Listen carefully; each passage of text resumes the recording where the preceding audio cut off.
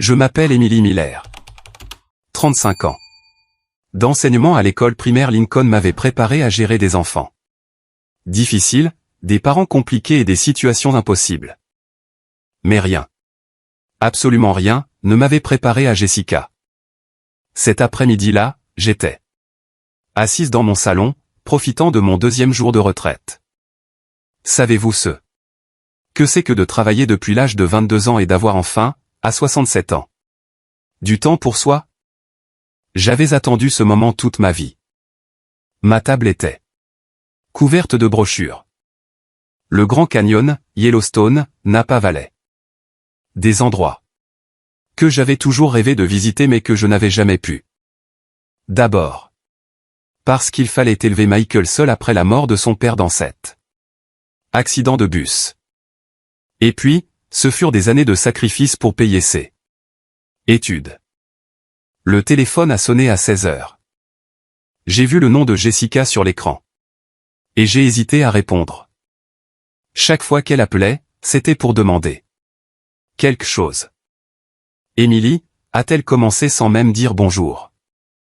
Elle ne m'appelait jamais belle-mère, encore moins maman. J'ai une opportunité incroyable à Miami. C'est une conférence de marketing multiniveau qui va changer nos vies. Marketing multiniveau. Encore un de ces systèmes pyramidaux où elle perdait toujours de l'argent. Les enfants ne peuvent pas manquer 2 semaines d'école, a-t-elle continué.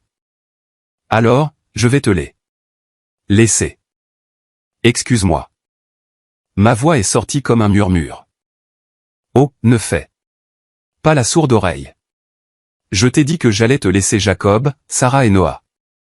Après tout, tu ne fais plus rien maintenant, alors tu peux t'en occuper pendant que je voyage. C'est parfait maintenant que tu ne travailles plus. Tu as tout le temps du monde. Je ne fais plus rien. J'ai senti mon sang bouillir. Cette femme qui n'avait jamais travaillé un seul jour honnête de sa vie, qui vit de mon fils comme un parasite, me disait que je ne faisais rien. Jessica, j'ai des projets. Des projets, a-t-elle ri de ce rire aigu que je détestais tant. Quel projet une vieille retraitée peut-elle avoir? Tricoter? Regarder des feuilletons à l'eau de rose. S'il te plaît, Émilie, ne sois pas ridicule. Je les dépose demain à 7 heures du matin. Et ne leur donne pas de cochonnerie comme la dernière fois. La dernière fois. La dernière fois que j'avais vu mes petits-enfants, c'était il y a 6 mois à Noël, et seulement pour 2 heures parce que, selon elle, ils devaient aller chez leurs autres grands-parents. Les importants, ceux qui avaient de l'argent. Je ne vais pas les garder, Jessica. Qu'est-ce que tu veux dire? Non. Tu es leur grand-mère. C'est ton obligation. D'ailleurs, Michael est d'accord. Mensonge. Mon fils n'était même pas au courant de ça. J'en étais sûr. Il travaillait 14 heures par jour à l'usine pour satisfaire les caprices de cette femme. Si tu veux revoir tes petits-enfants un jour, tu as intérêt à coopérer, a-t-elle menacé, car c'est moi qui décide s'ils ont une grand-mère ou non. Et c'est là que quelque chose s'est brisé en moi. Ou plutôt, quelque chose s'est réveillé en moi. Si vous me connaissiez, vous sauriez que Madame Miller ne restait jamais silencieuse face à une injustice. Et cette femme venait de me déclarer la guerre. Très bien, Jessica, ai-je dit avec la voix la plus douce que j'ai pu feindre. Amène-les demain. C'est comme ça que j'aime. Et ne les gâte pas. Tu sais que ce sont des enfants difficiles, mais c'est parce que tu n'as jamais su élever Michael. S'il avait eu une mère décente. J'ai raccroché avant qu'elle ne finisse sa phrase. Je suis resté assise, regardant mon certificat de retraite encadré sur le mur. 35 ans à façonner des générations, et ma propre belle-fille me traitait comme une servante gratuite. Mais s'il y a une chose que j'ai apprise pendant toutes ces années, c'est que les meilleures leçons ne s'enseignent pas avec des mots. J'ai pris mon portable. Et j'ai composé un numéro que je n'avais pas utilisé depuis des années. Linda.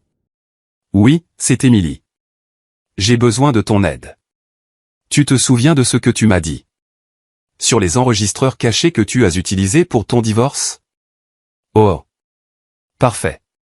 Et autre chose, ta sœur travaille toujours au service de protection de l'enfance? Excellent. J'ai raccroché et je me suis versé une camomille. Demain, la véritable éducation commencerait, mais ce ne serait pas pour les enfants. Jessica était sur le point d'apprendre la leçon la plus importante de sa vie. Ne jamais, au grand jamais, sous-estimer une enseignante à la retraite. Avec du temps libre et un désir de justice. Si vous aimez cette histoire et que vous voulez continuer à découvrir comment une grand-mère déterminée peut changer le destin de toute une famille, abonnez-vous à la chaîne pour ne manquer aucun détail de ce qui va suivre. Car croyez-moi, ce n'est que le début. Cette nuit-là, je n'ai pas pu dormir. Tandis que je me tournais et me retournais dans mon lit, les souvenirs de 35 ans me frappaient comme des vagues contre des rochers. Comment en étions-nous arrivés là? Comment avais-je permis à ma propre famille de me traiter comme un vieux meuble qui ne sert que quand ils en ont besoin? Tout a commencé quand Michael avait à peine 3 ans. Son père, mon David, est parti un matin pluvieux d'octobre pour un voyage d'affaires. Le bus est sorti de la route dans les virages de l'autoroute. Quelle ironie, n'est-ce pas? 23 morts. David était le passager numéro 24, mais il a survécu 3 jours à l'hôpital. 3 jours pendant lesquels j'ai dépensé nos économies de 5 ans pour essayer de le sauver. Prends soin de notre fils, furent ses derniers mots. Fais en un homme bon. Et Dieu sait que j'ai essayé. Je me suis retrouvé avec $50 sur mon compte en banque, un garçon de 3 ans et un diplôme d'enseignante. Les premières années ont été un enfer que je ne souhaite à personne. Je travaillais en double poste, le matin à l'école publique, l'après-midi à donner des cours particuliers. Michael mangeait avant moi. S'il y avait de l'argent pour des chaussures, elles étaient pour lui. S'il y en avait assez pour un jouet à son anniversaire, je prétendais ne pas avoir faim ce soir-là. Ma mère, que Dieu ait son âme, me disait, Émilie, tu vas te tuer à travailler comme ça. Trouve un autre mari, quelqu'un pour subvenir à vos besoins. Mais je regardais mon Michael avec ses yeux bruns, tout comme ceux de son père. Et je savais qu'aucun beau-père ne l'aimerait comme moi. Aucun homme étranger ne lui donnerait l'amour que je pouvais lui donner. Alors j'ai continué seul. Les sacrifices étaient infinis. Je me souviens d'un Noël où Michael avait 8 ans. J'avais économisé pendant 6 mois pour lui acheter le vélo qu'il voulait tant. La veille de Noël, pendant qu'il dormait, j'ai réalisé que je n'avais pas d'argent pour le dîner de Noël. J'ai vendu ma seule bague qui n'était pas mon alliance, un héritage familial, pour $20, juste pour faire un rôti digne de ce nom. Michael ne l'a jamais su. Pour lui, sa mère était invincible. Sa mère pouvait tout faire. Et c'est ainsi que ça devait être. Quand il est arrivé au lycée, les dépenses se sont multipliées. Livres, uniformes, tickets de bus, fournitures. J'ai continué mon double poste. Mais maintenant, je vendais aussi des biscuits faits maison le dimanche à l'église. Mes mains. Regardez mes mains ridées, tachées, aux articulations gonflées d'avoir pétri la pâte à 4 heures du matin. Mais tout en valait la peine quand Michael est entré à l'université. Génie industriel à l'université d'État. La fierté me débordait. Mon fils, le fils de la veuve Miller, celui qui avait grandi sans père, allait être ingénieur. C'est en 3e année que Jessica est apparue. Maman, je veux que tu rencontres quelqu'un de spécial, m'a-t-il dit un dimanche après l'église. Elle était là, avec sa robe rose pastel, son sourire parfait, ses cheveux noirs brillants tombant en vagues sur ses épaules. On aurait dit une poupée de porcelaine. Elle m'a serré dans ses bras avec une chaleur qui m'a complètement désarmé. Oh, Madame Miller, Michael m'a tant parlé de vous. Je vous admire tellement. Élever seul un fils aussi merveilleux, vous êtes mon héroïne. Comment n'allais-je pas tomber dans son piège? Moi, qui avais passé 20 ans sans une étreinte sincère qui ne soit pas celle de mon fils, j'avais soudain cette jolie petite fille qui m'appelait son héroïne. Les premières années ont été bonnes. Je ne vais pas mentir. Jessica venait à la maison, m'aidait à cuisiner, me parlait de sa famille humble. Son père était maçon. Sa mère vendait des sandwichs. C'est pour ça que je vous comprends si bien, Madame Miller. Vous et moi, nous savons ce que c'est de se battre. Mensonge. Tout était un mensonge. Mais j'étais si heureuse de voir Michael amoureux que je n'ai pas voulu voir les signes. Ils se sont mariés quand Michael a eu son diplôme. J'ai payé la moitié du mariage avec mes économies de retraite. C'est un investissement dans le bonheur de mon fils, me justifiai-je. Jessica a pleuré d'émotion, ou c'est ce que je pensais alors. Maintenant, je sais qu'elle pleurait parce qu'elle s'attendait à un mariage plus luxueux. Le changement a été progressif, comme un poison administré à petite dose. D'abord, il y a eu les commentaires subtils. Oh, belle maman, quel dommage que Michael n'ait pas eu de figure paternelle. Ça se voit dans son manque d'ambition. Si vous aviez mieux économisé, Michael aurait pu étudier dans une université privée. Ne vous offensez pas, mais vos biscuits sont très simples. Je les fais avec plus d'ingrédients, plus gastronomiques. Chaque commentaire était un petit coup de poignard, mais je les ai endurés. Pour Michael, toujours pour Michael. Quand Jacob, mon premier petit-fils, est né, j'ai pensé que les choses s'amélioreraient.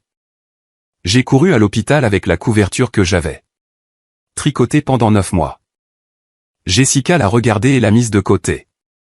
Merci. Mais nous avons déjà tout de chez Nordstrom. Celle-ci, eh bien, nous pouvons la donner. Nordstrom? Alors que je continuais à acheter mes vêtements dans les friperies pour économiser pour l'avenir de mon fils, elle faisait ses achats chez Nordstrom avec le salaire de Michael. Puis sont venus Sarah et Noah. À chaque petit enfant, j'étais de plus en plus mise à l'écart. Jessica avait 1000 excuses. Les enfants avaient besoin de routine. Je les gâterais. Ma maison n'était pas sûre pour les enfants. Mes idées sur l'éducation étaient démodées. Vous ne comprenez tout simplement pas, belle maman, m'a-t-elle dit une fois. Les enfants d'aujourd'hui ont besoin de stimulation précoce, de cours d'anglais, de natation, de robotique. Pas seulement de viande et de pommes de terre comme Michael a grandi. Viande et pommes de terre. Mon fils a grandi. Avec de l'amour, avec des valeurs, avec la certitude qu'il était aimé. Mais Jessica avait commencé sa campagne pour m'aliéner, ainsi que Michael. Michael était trop fatigué de travailler pour le remarquer. Le coup le plus durait. Arrivé il y a 2 ans. C'était le 5e anniversaire de Sarah. J'avais économisé pendant 3 mois pour lui acheter la maison de poupée qu'elle avait vue au centre commercial. Je suis arrivé chez elle avec le cadeau emballé et ma plus belle robe. La fête était dans le jardin. Il y avait un château gonflable, des clowns, même un spectacle de princesse, et je n'étais pas sur la liste des invités. Oh, belle maman, quel dommage, m'a dit Jessica à la porte sans me laisser entrer. C'est juste une fête pour les amis de l'école et leurs parents. Vous comprenez, ce sont des gens différents. Nous ne voulons pas que vous vous sentiez mal à l'aise. Mal à l'aise. La grand-mère de la fêtée allait mettre des gens différents mal à l'aise. J'ai vu Michael en arrière-plan jouer Avec les enfants. Il n'a pas levé les yeux. Il savait que j'étais là et n'a rien fait. Je suis parti avec ma maison de poupée et j'ai pleuré tout le long du chemin. Ce soir-là, je l'ai donnée à un orphelinat. Au moins, là-bas, elle serait appréciée. Et maintenant, après tout ça, après des années d'humiliation et de rejet, Jessica voulait que je sois sa nounou gratuite. Comme si toute la douleur qu'elle m'avait causée pouvait être effacée d'un claquement de doigts. Quand elle avait besoin de moi. Mais ce que Jessica ne savait pas, c'est que Madame Miller avait appris bien plus que les mathématiques et l'anglais en 35 ans. J'avais appris la psychologie de l'enfant. J'avais étudié les familles dysfonctionnelles. J'avais vu des centaines de cas de mères narcissiques qui utilisent leurs enfants comme des armes. Et surtout, j'avais appris à attendre le moment parfait pour agir. J'ai regardé l'horloge, 3 heures du matin. Dans 4 heures, Jessica frapperait à ma porte avec 3 enfants qui me connaissaient à peine. 3 enfants qui avaient été entraînés à me voir comme la grand-mère. Pauvre, la grand-mère ennuyeuse, la grand-mère qui n'en vaut pas la peine. J'ai souri dans le noir. Si je savais faire quelque chose après tant d'années, c'était de transformer les enfants. Et ces 3-là étaient sur le point de découvrir qui était vraiment leur grand-mère Émilie. À 7 heures précises, la sonnette a retenti. Pas 7h05 ou 7h10. Jessica était toujours ponctuelle quand ça l'arrangeait. J'ai ouvert la porte et ils étaient là. 3 enfants au visage hostile et des valises plus grandes qu'eux.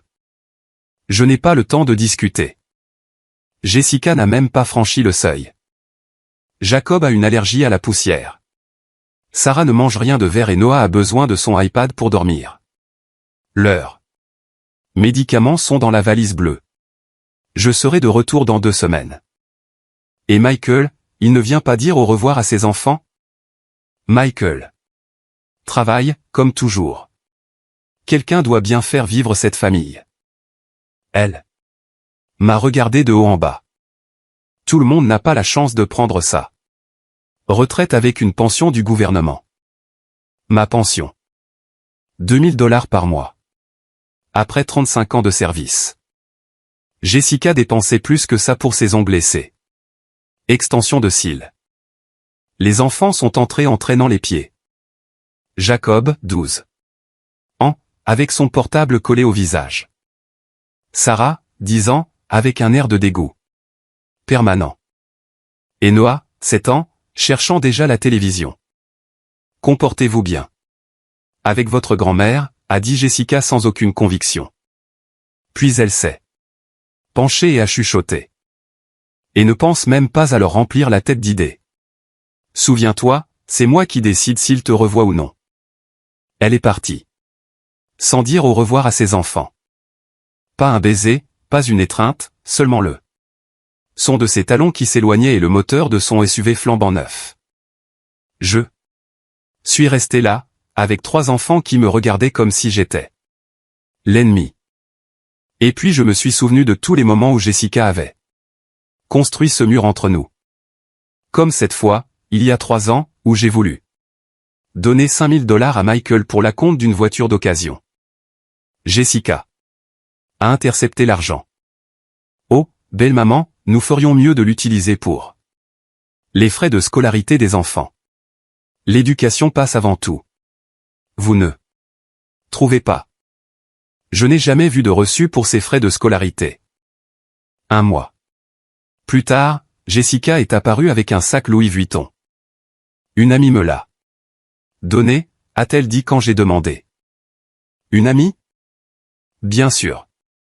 Ou quand ma sœur Rose est morte et m'a laissé $10 000. Je l'ai dit à Michael avec enthousiasme, pensant enfin réparer le toit de ma maison qui fuyait à chaque orage. Jessica l'a appris. Belle maman, Michael et moi sommes dans une situation difficile. L'entreprise où je travaille a fait faillite, un autre d'eux. Ces échecs de MLM, et nous avons un besoin urgent de cet argent. Nous vous rembourserons avec intérêt. Des intérêts? 2 ans ont passé, et je n'ai pas vu un centime. Mon toit fuit toujours et maintenant je dois mettre des seaux chaque fois qu'il pleut. Mais le voyage de Jessica à Cancun avec ses amis l'année dernière, ça, elle a pu le payer. Mamie, où est le Wi-Fi?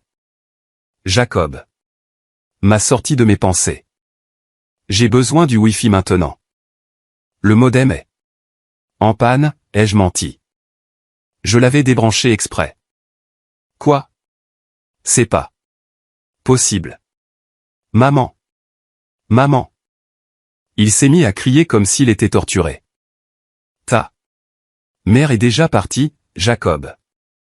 Et crier ne ramènera pas Internet. T'es la pire grand-mère du monde. C'est pour ça que personne ne t'aime. Voilà. Le poison de Jessica sortant de la bouche de mon petit-fils. Ça ne m'a pas fait mal.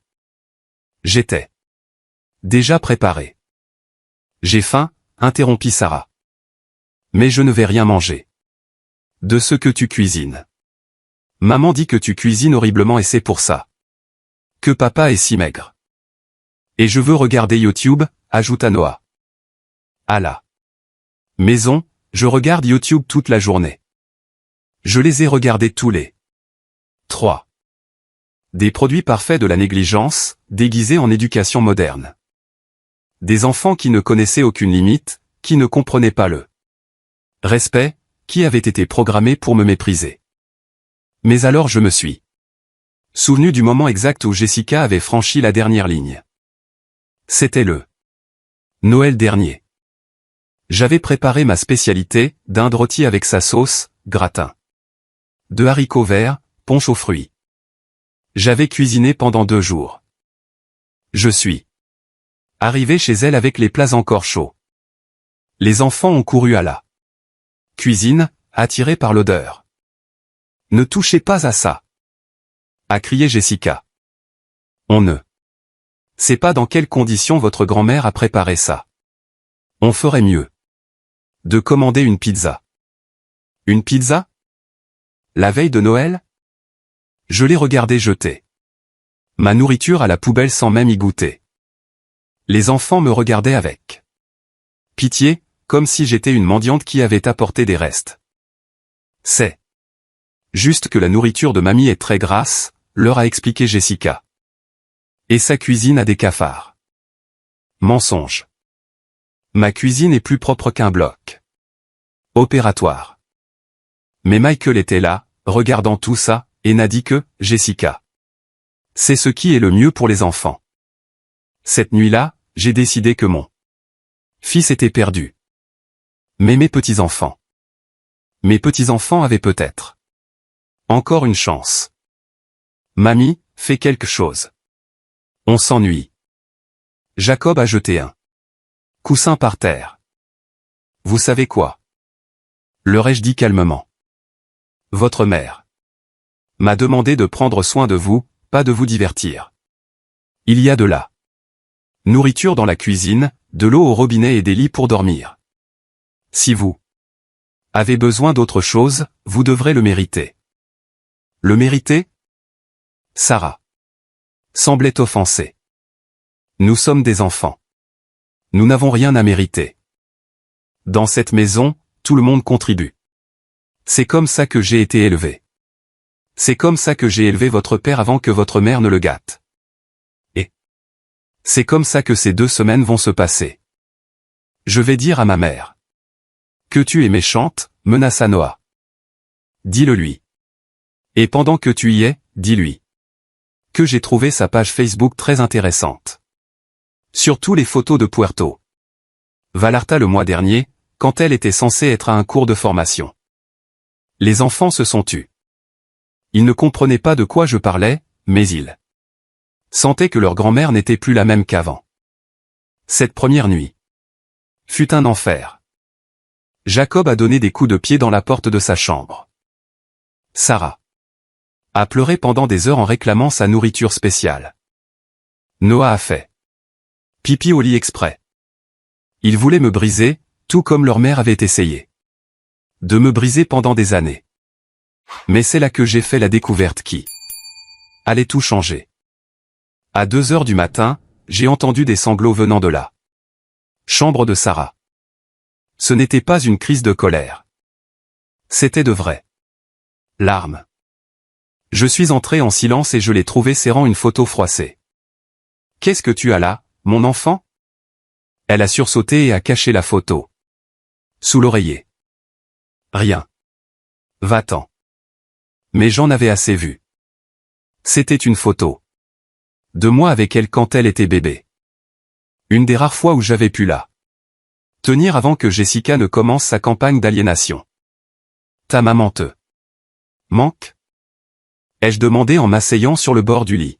« Non, a-t-elle répondu très vite.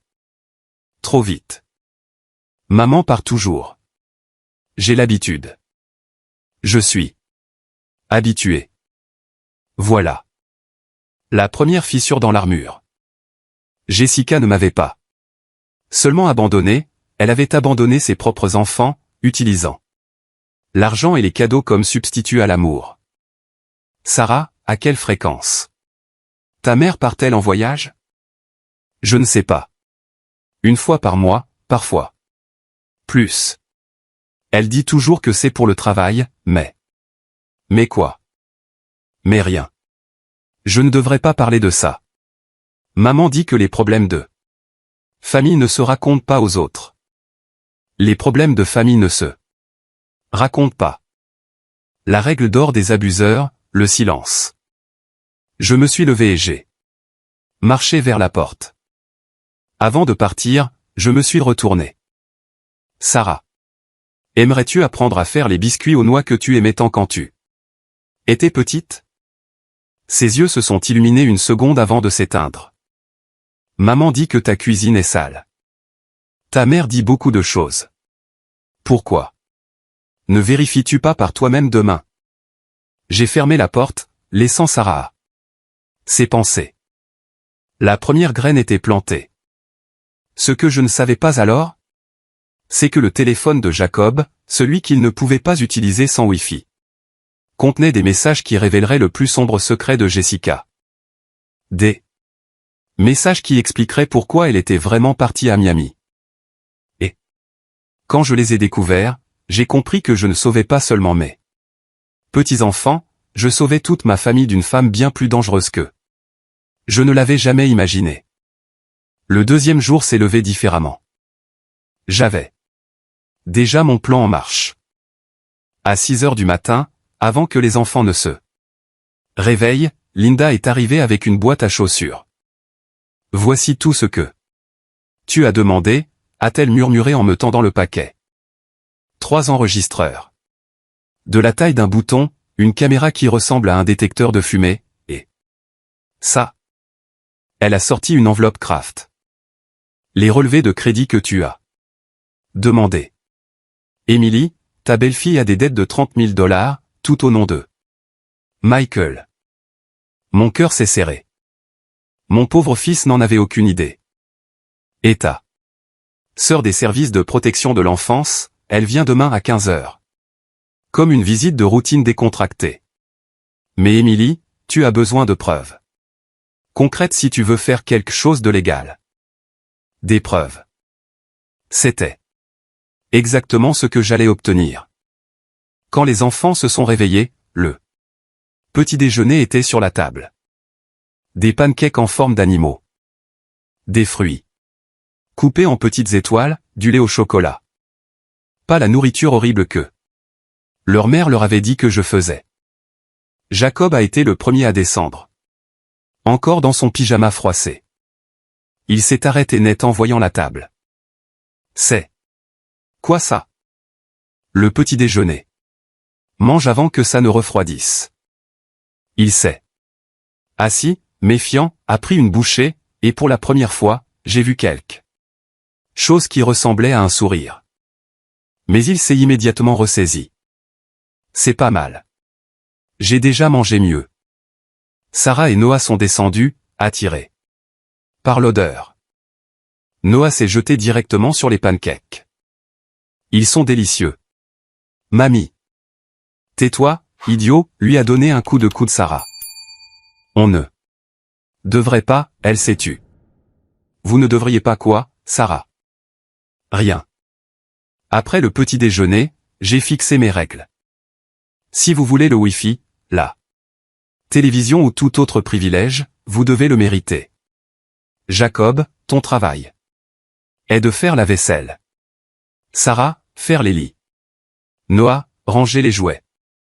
C'est de l'exploitation d'enfants. A crié Jacob. Non, mon enfant. L'exploitation d'enfants, c'est ce que je vois sur le portable de ta mère.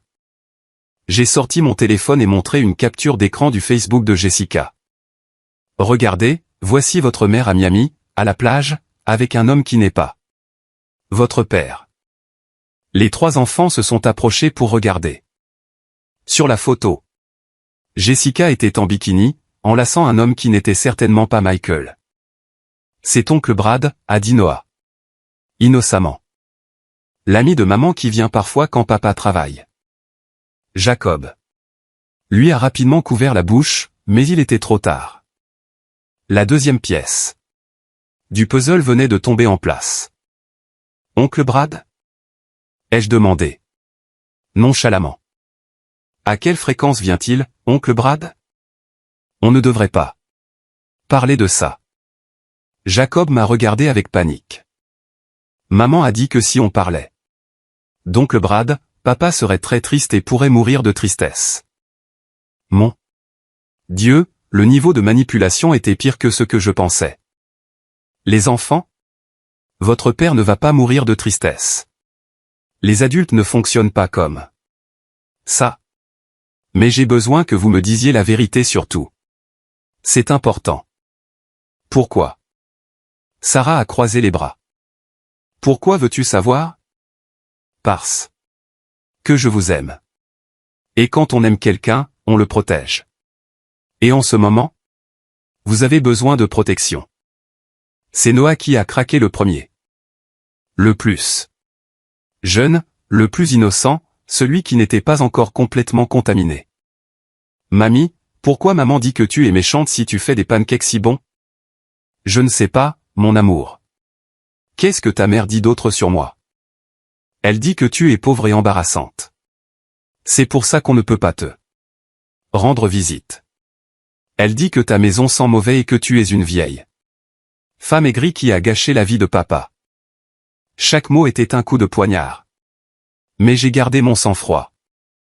J'ai discrètement installé le premier enregistreur sous la table de la salle à manger. Et vous, qu'en pensez-vous? Ta maison sent la cannelle et le café, a dit Sarah doucement.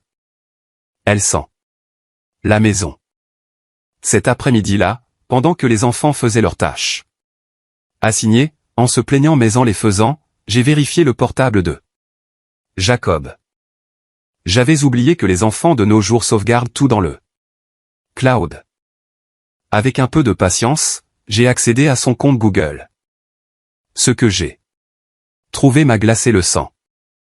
Des conversations WhatsApp entre Jessica et ce Brad. Ils n'étaient pas seulement amants. Ils préparaient quelque chose de bien pire. J'ai presque tout préparé, écrivait Jessica. Michael a signé les papiers. Sans lire, comme toujours. La maison est déjà à mon nom. Et les gosses? Répondait Brad. Je les laisserai à la vieille desquelles m'aura accordé le divorce. Après tout, Michael travaille tellement qu'il ne les voit même pas. Il ne pourra pas demander la garde. Mais nous avons besoin de plus d'argent pour nous installer définitivement à Miami. La vieille a une maison. Elle vaut au moins 200 000. Quand elle mourra, Michael hérite. Et en tant que sa femme, la moitié est à moi. Où l'était? On verra comment on s'arrange pour tout garder. J'ai continué à lire. Jessica avait pris 3 cartes de crédit au nom de Michael. Elle avait vendu la voiture qui était à son nom et lui avait dit qu'elle avait été volée. Elle avait même essayé de contracter un prêt en utilisant ma maison comme garantie, mais elle avait besoin de ma signature. C'est pour ça qu'il y avait les voyages mensuels. Ils n'étaient pas pour le travail. Ils étaient pour rencontrer Brad dans différentes villes. Ils étaient allés à Cancún, Puerto Vallarta, Playa del Carmen. Tout payé avec l'argent pour lequel Michael se tuait à travailler. J'ai pris des photos de tout. Chaque message, chaque photo, chaque preuve. Mon amie Linda avait raison. Je devais tout documenter. Ce soir-là, pendant le dîner, j'ai décidé de tester les enfants. Qu'aimeriez-vous faire demain? Rentrer à la maison, a répondu Jacob automatiquement. À quelle maison? Celle de ton père ou celle d'oncle? Brad. La fourchette de Sarah est tombée dans l'assiette. Non. Je ne sais pas de quoi tu parles. Sarah, mon amour, je sais que c'est difficile, mais j'ai besoin que tu me dises la vérité. Est-ce qu'oncle Brad vit avec vous? Non. Enfin, parfois, quand papa voyage pour le travail, il reste pour s'occuper de nous. Dans la chambre d'amis? Noah a laissé échapper un rire nerveux. Non, mamie. Il dort dans la chambre de papa et maman, et il ne nous laisse pas entrer, et ils font des bruits bizarres. Jacob s'est levé de table. Furieux. Tais-toi, Noah. Maman a dit de ne rien dire. Et qu'est-ce que ta mère t'a dit d'autre de ne pas dire? C'est alors que Sarah a craqué. Les larmes ont commencé à couler comme une cascade. Que papa est ennuyeux. Que oncle Brad est plus amusant. Que bientôt, nous allons avoir une nouvelle maison avec une piscine. Que nous n'allons plus être pauvres comme papa. Que nous n'allons pas finir comme toi, mamie, à vivre dans une vieille maison moche. Je l'ai serré dans mes bras. Pour la première fois depuis des années, ma petite fille m'a permis de la serrer dans mes bras. Et elle a pleuré. Elle a pleuré comme la fillette de 10 ans qu'elle était, pas comme le petit robot que Jessica avait essayé de créer. Mamie? A chuchoté Jacob. Et pour la première fois, il n'y avait aucune hostilité dans sa voix. Est-ce que papa sait? Non, mon amour. Ton père ne sait rien. Tu vas lui dire? Je vais faire quelque chose de mieux. Je vais m'assurer que vous allez bien. Que votre père va bien. Et que votre mère. Eh bien, que votre mère obtient exactement ce qu'elle mérite. Cette nuit-là, après avoir couché les enfants. Et pour la première fois, aucun n'a protesté ou j'ai appelé Michael. Salut. Maman. Comment vont les enfants? Jessica m'a dit que tu avais proposé de les garder. J'avais proposé. La menteuse avait tout déformé. Ils vont bien, mon fils. Dis, pourrais-tu venir demain après le travail? Il y a quelque chose à propos de la maison dont je dois discuter avec toi. C'est urgent? Jessica m'a demandé de ne pas la déranger pendant son voyage de travail. C'est à propos d'une fuite dans le toit. Ça pourrait affecter la structure. Ce n'était pas entièrement un mensonge. Il y avait une fuite, mais pas dans le toit. D'accord, maman. J'arriverai vers 19h. J'ai raccroché et j'ai regardé le calendrier. Il restait 12 jours avant le retour de Jessica. 12 jours pour démanteler 10 ans de mensonges, de manipulation et d'abus psychologiques. Mais maintenant, j'avais quelque chose que je n'avais pas avant, 3 enfants qui commençaient à voir la vérité. Et la vérité, comme le dit le dicton, finit toujours par éclater. Demain, la psychologue viendrait. Michael verrait les preuves, et le château de cartes que Jessica avait construit commencerait à s'effondrer. La guerre ne faisait que commencer, mais pour la première fois. Depuis des années, j'avais toutes les armes pour la gagner. Le 3e jour a commencé par une explosion, littéralement. Noah avait trouvé les feux d'artifice que je gardais pour le nouvel an et avait décidé d'en allumer un à l'intérieur de la maison à 5h du matin. Mamie, la maison brûle, a crié Sarah. J'ai couru avec l'extincteur que, Dieu merci, je garde toujours dans la cuisine. Le feu d'artifice avait roussi le rideau de la salle à manger et rempli tout de fumée. Noah se tenait au milieu du chaos, en riant. C'est amusant, comme sur YouTube. Amusant? Tu aurais pu brûler la maison, Noah. Et alors? C'est une maison moche de toute façon. Maman a dit que quand tu mourras, elle la vendra et nous en achètera une meilleure. Voilà. Le pur poison de Jessica. Sortant de la bouche de mon petit-fils de 7 ans. Mais cette fois, ça ne m'a pas fait mal. Ça m'a donné du carburant. Tu sais quoi, Noah, tu as raison. C'est une vieille maison. Tu sais pourquoi? Parce que dans cette maison, j'ai élevé ton père seul après la mort de ton grand-père. Dans cette maison, j'ai cousu des uniformes jusqu'à 3 heures du matin pour payer ses études. Dans cette cuisine moche, j'ai préparé 1000 déjeuners avec amour. Pour que ton père n'aille jamais à l'école le ventre vide. Le garçon a cessé de rire. Et si ta mère pense qu'elle va garder cette maison, elle se trompe lourdement. Parce qu'hier, j'ai changé mon testament. Je laisse tout à une fondation pour les enfants orphelins. Des enfants qui apprécieraient d'avoir un toit. Tu ne peux pas faire ça, a crié Jacob, qui était descendu en courant. Cette maison est notre héritage. Héritage? Vous qui ne me rendez jamais visite. Qui me méprisez, qui me traitez comme une servante, vous voulez un héritage. Maman dit que c'est notre droit.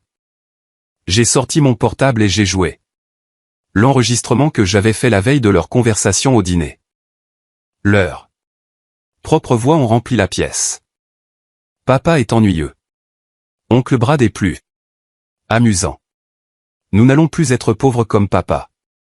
Les trois sont restés pétrifiés. Tu as enregistré notre conversation? Sarah était pâle. J'ai tout enregistré, mon enfant. Chaque mot, chaque confession, parce que quand votre mère reviendra et essaiera de tout retourner contre moi, j'aurai des preuves. C'est alors que Jacob a explosé. Et ce n'était pas joli. Tu es une vieille fouineuse. C'est pour ça que papa ne te rend jamais visite. C'est pour ça que maman te déteste. Tu es une femme aigrie qui ne supporte pas de voir les autres heureux. Il a commencé à jeter des objets. Le vase que ma mère m'avait donné. Les cadres photos sur l'étagère. Mon diplôme de retraite. Tout en criant. Des obscénités qu'aucun garçon de 12 ans ne devrait connaître. Je te déteste. Je te déteste. J'espère que tu vas mourir. Sarah s'est jointe au chaos. Elle est allée à la cuisine et a commencé à jeter des assiettes par terre. Si tu ne nous donnes pas le Wi-Fi tout de suite, on va détruire toute ta maison. Noah, ne voulant pas être en reste, a attrapé mes albums photos et a commencé à déchirer les pages. Des photos de mon mariage, de Michael bébé, de mes parents, qui ne sont plus là. Des morceaux de mon histoire volant dans les airs comme des confettis macabres. Je suis resté au milieu de l'ouragan, calme, observant. La caméra cachée que Linda avait installée enregistrait tout.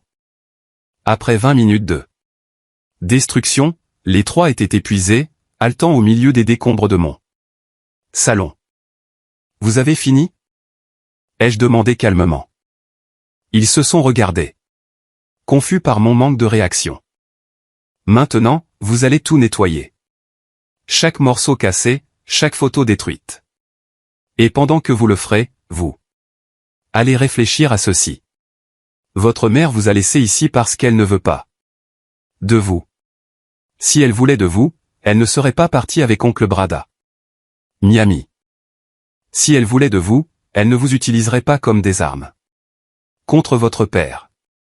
Si elle voulait de vous, elle ne vous apprendrait pas à haïr la seule personne qui se soucie vraiment de vous. Tu ne te soucies pas de nous. a crié Jacob. Oh non! Qui pensez-vous a convaincu votre père de ne pas vendre la maison quand il a perdu son travail il y a 3 ans? Qui lui a prêté de l'argent pour payer vos frais de scolarité quand Jessica a dépensé l'argent pour ses voyages?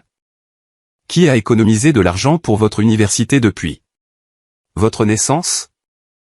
J'ai sorti 3 livrets d'épargne du tiroir, un à chaque. Non. Jacob, $5 000. Sarah, $4 000. Noah, $3 000. Chaque. Moi, sur ma pension de $2 000, j'économise 100 pour chacun de vous. Puisque je ne peux pas vous voir, au moins je peux assurer votre avenir. Mais, vous savez quoi? Demain, je vais à la banque pour annuler ces comptes. 7. Argent, je vais le donner à des enfants qui, eux, apprécient l'effort des autres. Jacob a attrapé son livret avec des mains tremblantes. $5 000. Pour moi. Ils étaient pour toi. Plus maintenant. C'est Sarah. Qui a craqué la première? Mamie, On ne savait pas. Vous ne saviez pas. Ou vous ne vouliez pas savoir. C'est plus facile de croire les mensonges de votre mère que de penser par vous-même. Juste à ce moment-là, la sonnette a retenti. C'était Laura, la sœur de Linda, des services de protection de l'enfance. Bonjour, Madame Miller. Je suis ici concernant l'appel que nous avons reçu pour une possible négligence d'enfant. Les enfants sont devenus blancs. Entrez, agent. Comme vous pouvez le voir, les enfants viennent d'avoir un épisode. Laura a observé la destruction, a sorti son appareil photo et a commencé à prendre des photos. Les enfants ont fait ça? Maman dit que c'est leur façon de s'exprimer, a murmuré Noah. Votre mère les encourage à détruire la propriété d'autrui? Maman dit que mamie est vieille et que ce qu'elle pense n'a pas d'importance, a répondu Sarah. Laura a pris des notes. Et où est votre mère maintenant? À Miami. En voyage de travail, a dit Jacob automatiquement. Travail? J'ai sorti mon portable et j'ai montré le Facebook de Jessica. De nouvelles photos, elle est bras trinquant sur un yacht. Beaucoup de travail, comme vous pouvez le voir. Laura a examiné les photos. Les conversations. J'avais imprimé les relevés bancaires avec les dettes. Son expression est devenue de plus en plus sérieuse. Les enfants, j'ai besoin de parler avec chacun de vous séparément. Pendant que Laura interrogeait les enfants, j'ai ramassé les morceaux de mes photos déchirées. Chaque fragment était un souvenir, mais il ne me faisait plus mal, car maintenant je comprenais que je ne perdais pas le passé. Je récupérais l'avenir. 1 heure plus tard, Laura est sortie de la pièce où elle avait été avec Jacob. Madame Miller, ses enfants souffrent d'un abandon émotionnel sévère. La manipulation psychologique est évidente. L'aîné est au bord de la dépression. La fille a une anxiété chronique et le petit. Eh bien, le petit extériorise ce qu'il voit. Que puis-je faire? Pour l'instant, documenter tout. Quand le père viendra, je devrais lui parler.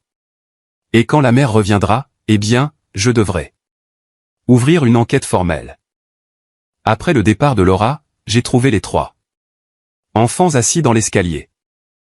Ils ne ressemblaient plus au petit tyran qui était arrivé. Ils ressemblaient à ce qu'ils étaient vraiment, des enfants. Effrayés et abandonnés. Vont-ils nous enlever à notre papa? A demandé Noah. D'une voix tremblante. Je me suis assise avec eux dans l'escalier. Non, mon amour. Personne ne va vous séparer de votre père. Mais les choses vont changer. Ça va faire mal. Le changement fait toujours mal. Mais parfois, c'est nécessaire. Mamie.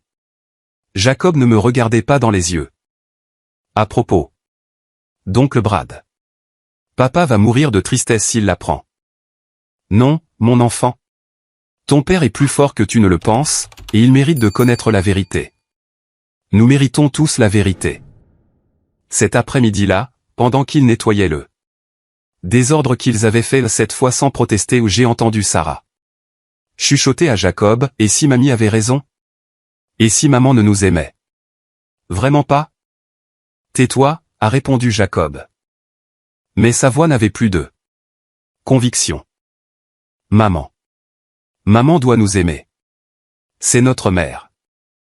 Mais même lui doutait maintenant. L'armure de mensonge commençait à se fissurer.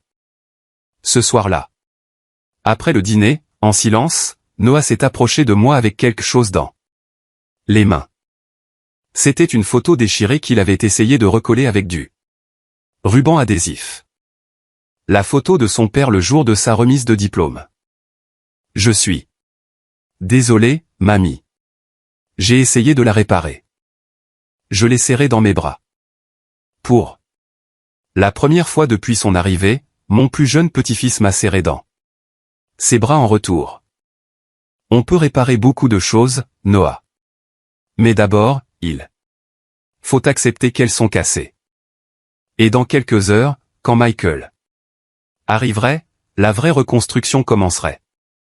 Pierre par pierre, vérité par vérité, jusqu'à ce qu'il ne reste plus rien du château de mensonges de Jessica. Michael est arrivé à 19h15. Il venait directement du travail, avec son uniforme d'ingénieur taché de graisse et les yeux cernés de fatigue. Quand je l'ai vu à la porte, un instant, j'ai revu le garçon de 8 ans qui pleurait parce que les autres enfants se moquaient de ses chaussures rapiécées. « Salut, maman. » Où sont les enfants? Ils font leurs devoirs dans la salle à manger. Michael. Assieds-toi. Nous devons parler. C'est à propos de la fuite? Je peux vérifier rapidement? Ce n'est pas la fuite dans le toit, mon fils. C'est la fuite dans ton mariage. Il s'est figé. De quoi parles-tu? J'ai posé un dossier sur la table. À l'intérieur, les captures d'écran des conversations de Jessica avec Brad, les relevés des cartes de crédit qu'elle avait prises à son nom, les photos Facebook de son voyage de travail à Miami. Michael a pris les papiers avec des mains tremblantes. À chaque page qu'il tournait, son visage perdait de sa couleur. Ça doit être une erreur. Jessica est à une conférence de vente. Michael, mon amour, Jessica est à Miami avec son amant. Les enfants le savent. Ils le savent depuis des mois. Les enfants. Sa voix s'est brisée. Lui. Oncle Brad qui vient les garder quand tu voyages. Celui qui dort dans ton lit. Celui que tes enfants ont dû supporter en silence parce que leur mère les a menacés que tu mourrais de tristesse si tu l'apprenais. J'ai vu le moment exact où mon fils s'est brisé. Il n'a pas pleuré. Il n'a pas crié. Il s'est simplement affaissé dans la chaise, comme si quelqu'un avait coupé les fils qui le maintenaient. Je suis un idiot, a-t-il murmuré. Un parfait idiot. Non, mon fils. Tu es un homme qui a fait confiance à la mauvaise personne. Mais maintenant, tu dois être fort pour tes enfants. Papa. Jacob était à la porte. Il avait tout entendu. Michael a levé les yeux et, pour la première fois depuis des années, il a vraiment regardé son fils. Pas l'enfant gâté que Jessica avait créé, mais l'adolescent effrayé, qui avait désespérément besoin de son père. Jacob. Fils. On savait déjà, papa. On le sait depuis longtemps. Sarah et Noah sont apparus derrière leur frère. Les trois se tenaient dans l'embrasure de la porte, comme s'ils avaient peur de s'approcher. Venez ici. Michael a ouvert les bras et, pour la première fois depuis je ne sais combien de temps, j'ai vu mes petits-enfants courir pour serrer leur père dans leurs bras. Les quatre ont pleuré ensemble pendant que je préparais du café. Parfois, les larmes sont là. Première étape de la guérison. Cette nuit-là, après que Michael ait emmené les enfants se coucher tôt, je suis resté seul, à planifier la phase suivante. Jessica avait sous-estimé l'enseignante à la retraite, mais maintenant, l'enseignante allait lui donner une leçon qu'elle n'oublierait jamais. Les jours suivants ont été intenses. Michael a pris des vacances, les premières en 3 ans, et s'est pratiquement installé chez moi avec les enfants. Ensemble, nous avons mis en place ce que j'ai appelé le « projet respect ». Premièrement, des horaires, lever à 7 heures, petit déjeuner à 8 heures, activités éducatives, déjeuner. Temps libre gagné par un bon comportement, dîner et coucher à 21 heures. Mais à la maison, on se couche quand on veut, a protesté Sarah le premier jour. C'est pour ça que vous êtes comme vous êtes, ai-je répondu. Le cerveau a besoin de routine pour se sentir en sécurité. Deuxièmement, des responsabilités. Chaque enfant avait des tâches s'adapter à son âge. Jacob aidait au jardin. Sarah à la cuisine, Noah organisait les jeux. C'est de l'exploitation, a murmuré Jacob. En taillant les plantes. Non, c'est la famille, a corrigé Michael. Dans une famille, tout le monde contribue. Troisièmement, de vraies conséquences. S'il ne respectait pas les règles, pas de Wi-Fi. S'il criait, tant de réflexion. S'il cassait quelque chose, il le réparait ou le payait avec leur argent de poche. Mais le plus important, des séances familiales avec la psychologue que Linda avait recommandée. Le docteur Patricia venait à la maison 3 fois par semaine. Ces enfants ont été utilisés comme des pions dans un jeu malsain, m'a-t-elle dit après la 3e séance. La mère les a conditionnés à rejeter toute autorité qui n'est pas la sienne, mais paradoxalement, elle-même est absente. C'est un cas classique d'aliénation parentale combinée à une négligence émotionnelle. Peut-on inverser la tendance? Avec du temps, de la patience et beaucoup d'amour, mais oui. C'est possible. Et peu à peu, ça a commencé à fonctionner. Le 5e jour. Sarah m'a demandé de lui apprendre à faire des biscuits aux noix. Pendant que nous pétrissions la pâte, elle a commencé à parler. Mamie, pourquoi maman te déteste-t-elle autant? Elle ne me déteste pas, mon enfant. Elle me craint.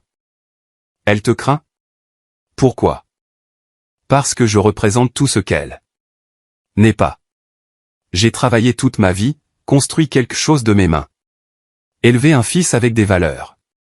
Elle veut tout facile, rapide, sans effort. Et quand quelqu'un comme moi existe, ça lui rappelle qu'elle a choisi le mauvais chemin. Maman est une mauvaise personne? J'ai réfléchi à ma réponse. Ta mère est perdue. Elle a pris de mauvaises décisions et maintenant elle est si profondément dans ses mensonges qu'elle ne sait pas comment en sortir. Mais ça ne justifie pas le mal qu'elle vous a fait. Le 7e jour, Jacob s'est approché pendant que je cousais l'uniforme de Noah. Mamie, je peux te demander quelque chose?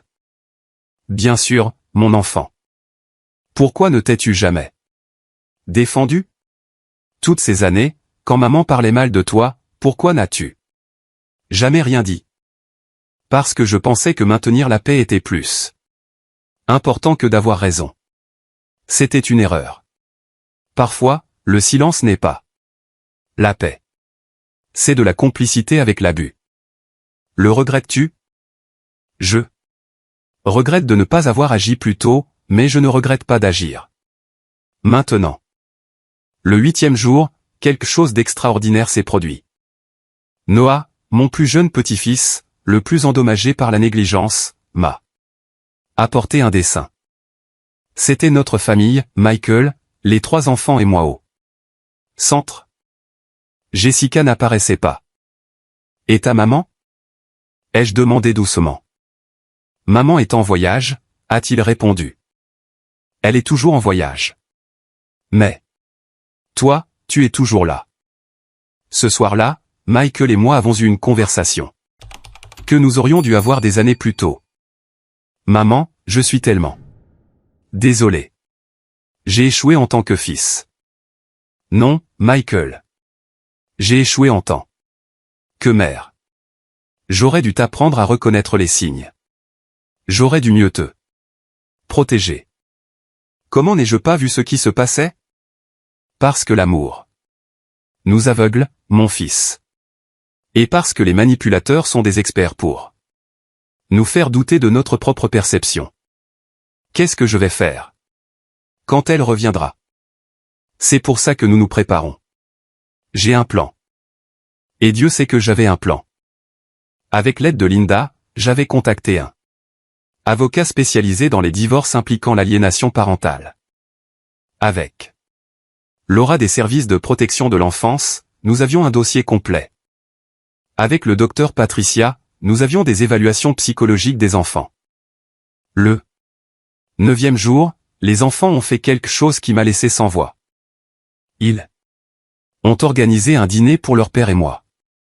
Ils ont cuisiné, sous supervision, mis la table, et ont même fait un centre de table avec des fleurs du jardin.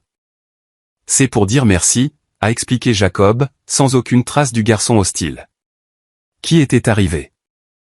Merci de ne pas avoir abandonné. Pendant le dîner, Michael a sorti son portable. Jessica m'a envoyé un message. Elle dit qu'elle arrive dans 5 jours et espère que les enfants sont prêts. Prêts pour quoi? Ah, demandé Sarah. Michael m'a regardé. Il était temps de leur dire.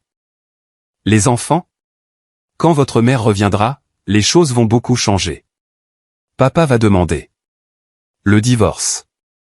Je m'attendais à des pleurs, des protestations, du drame. Au lieu de cela, Noah a demandé, pourra-t-on continuer à venir chez mamie? Vous allez vivre avec moi, a dit Michael. Et vous verrez votre mamie tous les jours si vous le voulez. Et maman? Jacob a essayé de paraître indifférent, mais j'ai vu la douleur dans ses yeux. Votre mère devra prendre des décisions, mais quoi qu'il arrive, vous irez bien. Je vous le promets. Cette nuit-là, en bordant Noah, il m'a dit, « Mamie, tu sais quoi?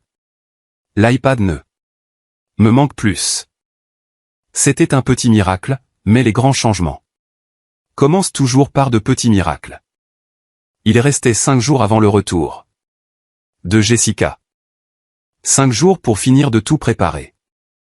Car quand elle franchirait cette porte, elle ne trouverait pas les enfants brisés qu'elle avait laissés, ni la belle-mère soumise qu'elle s'attendait à manipuler. Elle trouverait une famille unie, forte et prête pour la bataille. Et moi, la vieille enseignante à la retraite qui, selon elle, ne faisait rien, j'étais sur le point de lui donner la leçon la plus importante de sa vie. Ne jamais, au grand jamais, sous-estimer le pouvoir du véritable amour sur la manipulation. Le 10e jour a commencé par une révélation qui a tout changé. Sarah est venue dans ma chambre à 6 heures du matin, les yeux rouges de ne pas avoir dormi.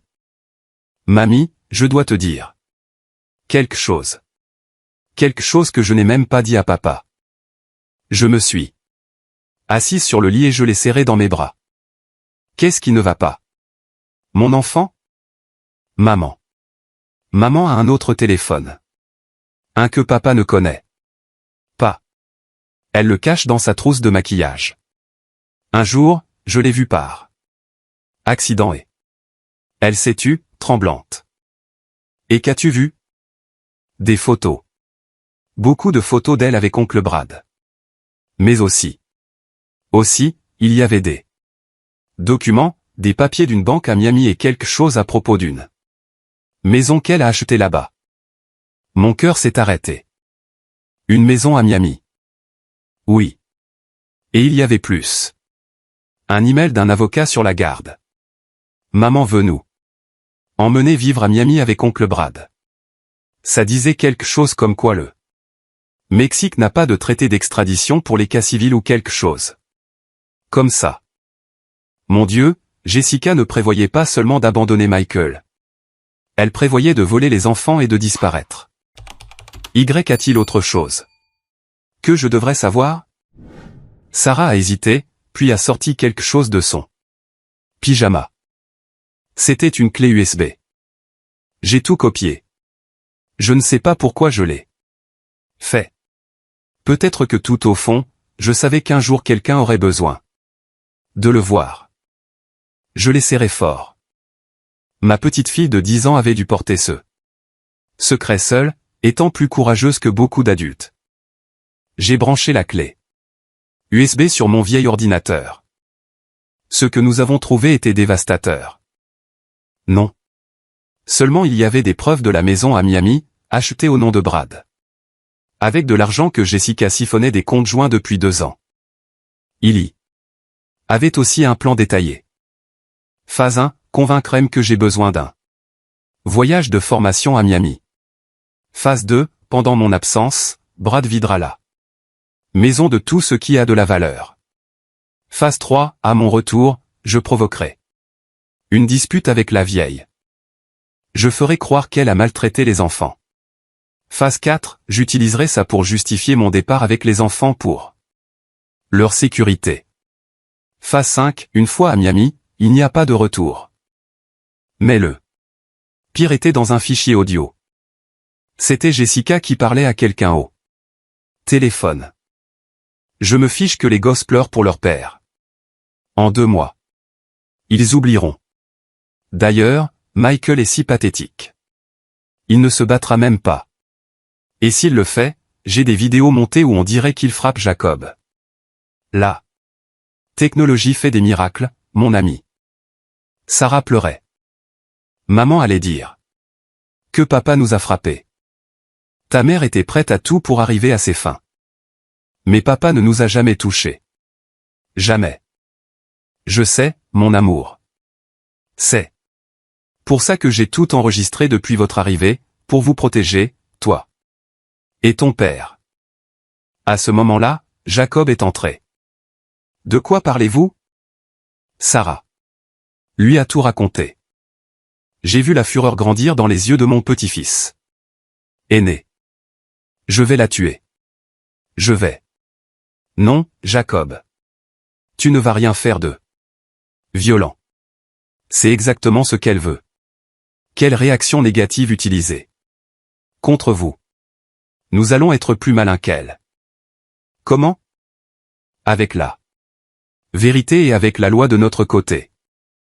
J'ai immédiatement appelé l'avocat que j'avais contacté. Quand je lui ai expliqué la situation, il m'a dit de venir immédiatement avec Michael. Pendant que nous attendions Michael, qui était parti faire quelques courses, Noah nous a rejoints dans le salon. Pourquoi? Tout le monde est triste? Nous ne sommes pas tristes, mon amour, lui. Ai-je dit. Nous nous préparons. Pourquoi? Pour protéger notre famille. Noah est resté pensif. Puis il a dit quelque chose qui m'a brisé le cœur. Mamie, je sais que maman ne m'aime pas. Une fois, je l'ai entendu dire à oncle Brad que j'étais une erreur, que si ce n'était pas pour moi, elle serait déjà libre. 7 ans. Mon petit-fils de 7 ans avait entendu sa propre mère l'appeler une erreur. Noah, regarde-moi. Tu n'es pas une erreur. Tu es un cadeau. Et si ta mère ne peut pas le voir, c'est sa perte, pas la tienne. Alors pourquoi m'a-t-elle eu? Jacob a répondu avant moi, pour piéger papa. Maman est tombée enceinte de toi juste au moment où papa avait demandé le divorce la première fois. Papa avait déjà voulu divorcer? C'est étonné. Sarah. Il y a 3 ans, je les ai entendus se disputer. Papa avait découvert que maman avait dépensé l'argent de l'assurance vie de grand-père David pour un voyage avec ses amis. Mais ensuite, maman lui a dit qu'elle était enceinte de Noah, et papa est resté. J'ai commencé à relier les points. L'assurance vie de David. Je n'ai jamais su combien c'était, mais Michael m'avait dit qu'il l'épargnerait pour l'éducation des enfants. Maintenant, je comprenais où elle était passé. Michael est arrivé, le visage défait. Maman, je suis allé à la banque. Jessica a vidé notre compte d'épargne hier. 38 000 $. Tout ce que nous avions économisé en 10 ans. Assieds-toi, mon fils. Il y a plus que tu dois savoir. Je lui ai tout montré. Les documents, les audios, le plan. À chaque preuve, Michael semblait vieillir de plusieurs années. Comment ai-je pu être si aveugle? Papa, Jacob s'est assis à côté de lui. Ce n'est pas ta faute. Maman est très douée pour mentir. Elle nous a tous trompés. Mais je suis votre père. J'aurais dû vous protéger. Tu nous protèges maintenant, dit Sarah. C'est ça qui compte. L'avocat est arrivé à midi. Maître Martinez, un homme d'environ 60 ans avec un visage de bulldog mais des yeux gentils. Avec toutes ces preuves, nous pouvons non seulement l'empêcher d'emmener les enfants, mais aussi demander une ordonnance restrictive. La tentative d'enlèvement de mineurs est un crime grave. En plus de la fraude financière. Nous parlons de prison. Je ne veux pas qu'elle aille en prison, a dit Michael. Je veux juste que mes enfants soient en sécurité. Papa, elle allait t'accuser de nous avoir frappés, lui a rappelé Jacob. Elle allait te détruire. Même ainsi, je ne veux pas que vos enfants voient leur mère en prison. Martinez a hoché la tête. Je comprends. Nous pouvons négocier. Elle renonce à la garde, rend l'argent, et il n'y a pas de poursuite pénale. Mais nous devons agir vite. Si elle se doute de quelque chose, elle arrive. Dans 4 jours, ai-je dit. Parfait. Assez de temps pour tout préparer. Après le départ de l'avocat, nous nous sommes tous assis dans le salon. Mon petit salon qui avait vu tant d'histoires. Les enfants, a commencé Michael, je veux que vous sachiez que quoi qu'il arrive avec votre mère, je serai toujours là. Et votre grand-mère aussi. Maman va aller en prison? A demandé Noah. Nous ne savons pas. Mais elle va devoir faire face aux conséquences de ses actes. Allons-nous la revoir? Sarah a essayé de paraître indifférente, mais c'était sa mère après tout. Cela dépendra d'elle et de ceux que le juge décidera être le mieux pour vous. Ce soir-là, en mangeant le ragoût que j'avais préparé avec l'aide de Sarah, Jacob a dit quelque chose qui m'a rempli de fierté. Mamie, merci de ne pas avoir abandonné. De te battre. Pour nous quand même nous ne le faisions pas. Je me battrai toujours pour vous. Toujours. Tu sais, a ajouté Sarah, ces jours ont été les meilleurs de ma vie. Pour la première fois, je me sens comme une famille. Moi aussi. A dit Noah, la bouche pleine de ragoût. Et la nourriture de mamie n'est pas horrible. C'est la meilleure du monde. Nous avons ri. Pour la première fois. Depuis des années, nous avons ri comme une famille. Mais pendant que les enfants regardaient un film dans le salon, Michael et moi avons eu une conversation plus sérieuse dans la cuisine. Maman, j'ai peur. Et si Jessica devient violente? Et si elle essaie de prendre les enfants de force?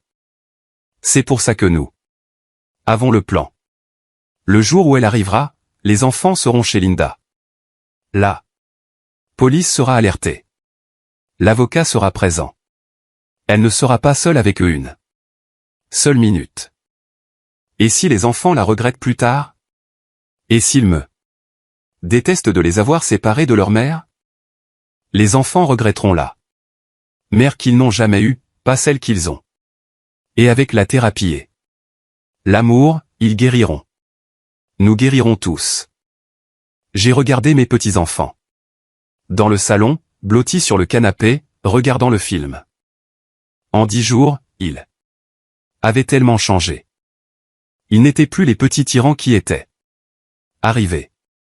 C'étaient des enfants, juste des enfants qui avaient besoin d'amour et de limites. Il restait 3 jours avant le retour de Jessica. 3 jours pour finir de blinder ses enfants légalement.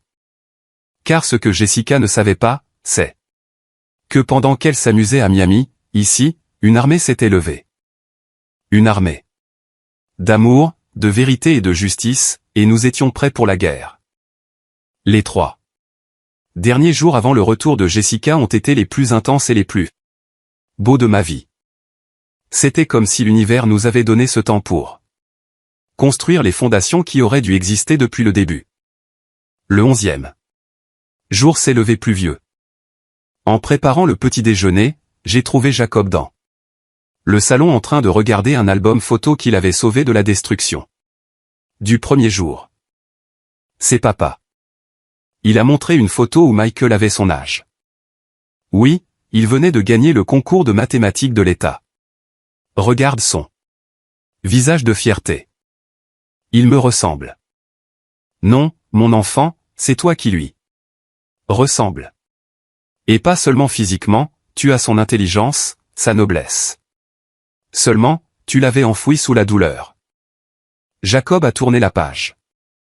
Là, c'était moi, à 35 ans, avec mon premier groupe d'élèves. Tu avais l'air heureuse, mamie. J'étais heureuse. Enseigner était ma passion, comme cuisiner, comme vous aimez. Pourquoi as-tu laissé maman nous éloigner de toi? Je me suis assise à côté de lui. Par lâcheté. Je pensais que si je ne faisais pas de vagues, un jour, elle changerait. Mais les abuseurs ne changent pas avec la soumission.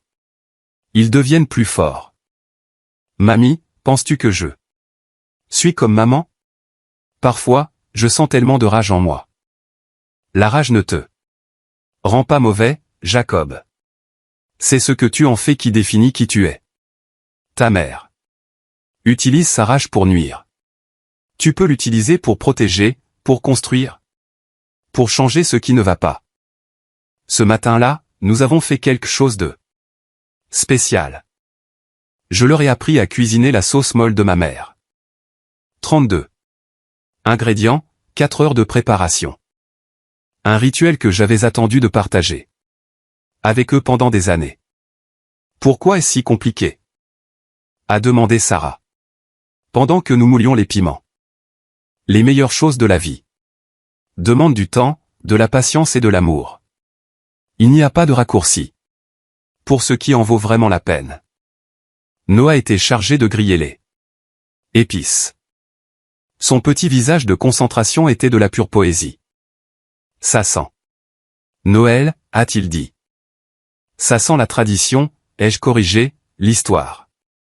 Cette sauce a été faite par mon arrière-grand-mère, votre arrière-arrière-grand-mère. Elle a survécu à la Révolution, à 2 guerres mondiales, et maintenant elle vit en nous. Sommes-nous de l'histoire? Noah semblait émerveillé par l'idée.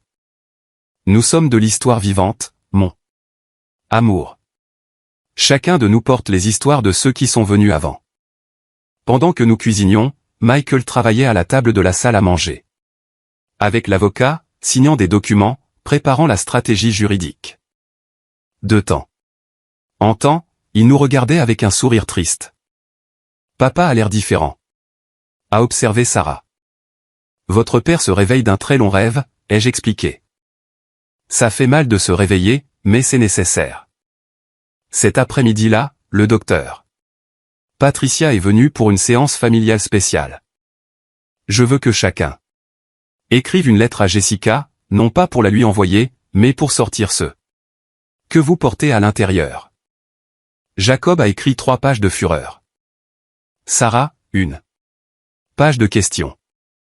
Noah a dessiné sa mère en monstre avec des valises à la place des mains. Michael n'a écrit qu'une seule ligne. Je te pardonne, mais je ne te permets plus de faire de mal. J'ai écrit, j'ai échoué en tant que belle-mère en ne t'arrêtant pas plus tôt. Je n'échouerai pas en tant que grand-mère. Maintenant, a dit la docteure, je veux que vous les brûliez. Laissez partir la douleur. Dans le jardin, sous la pluie fine, nous avons brûlé les lettres dans un pot en terre cuite. Tandis que le papier se transformait en cendres, Noah a demandé, « Sommes-nous libres maintenant ?» « Maintenant, nous commençons à être libres, » a répondu la docteure. Le 12e jour était consacré à la préparation pratique.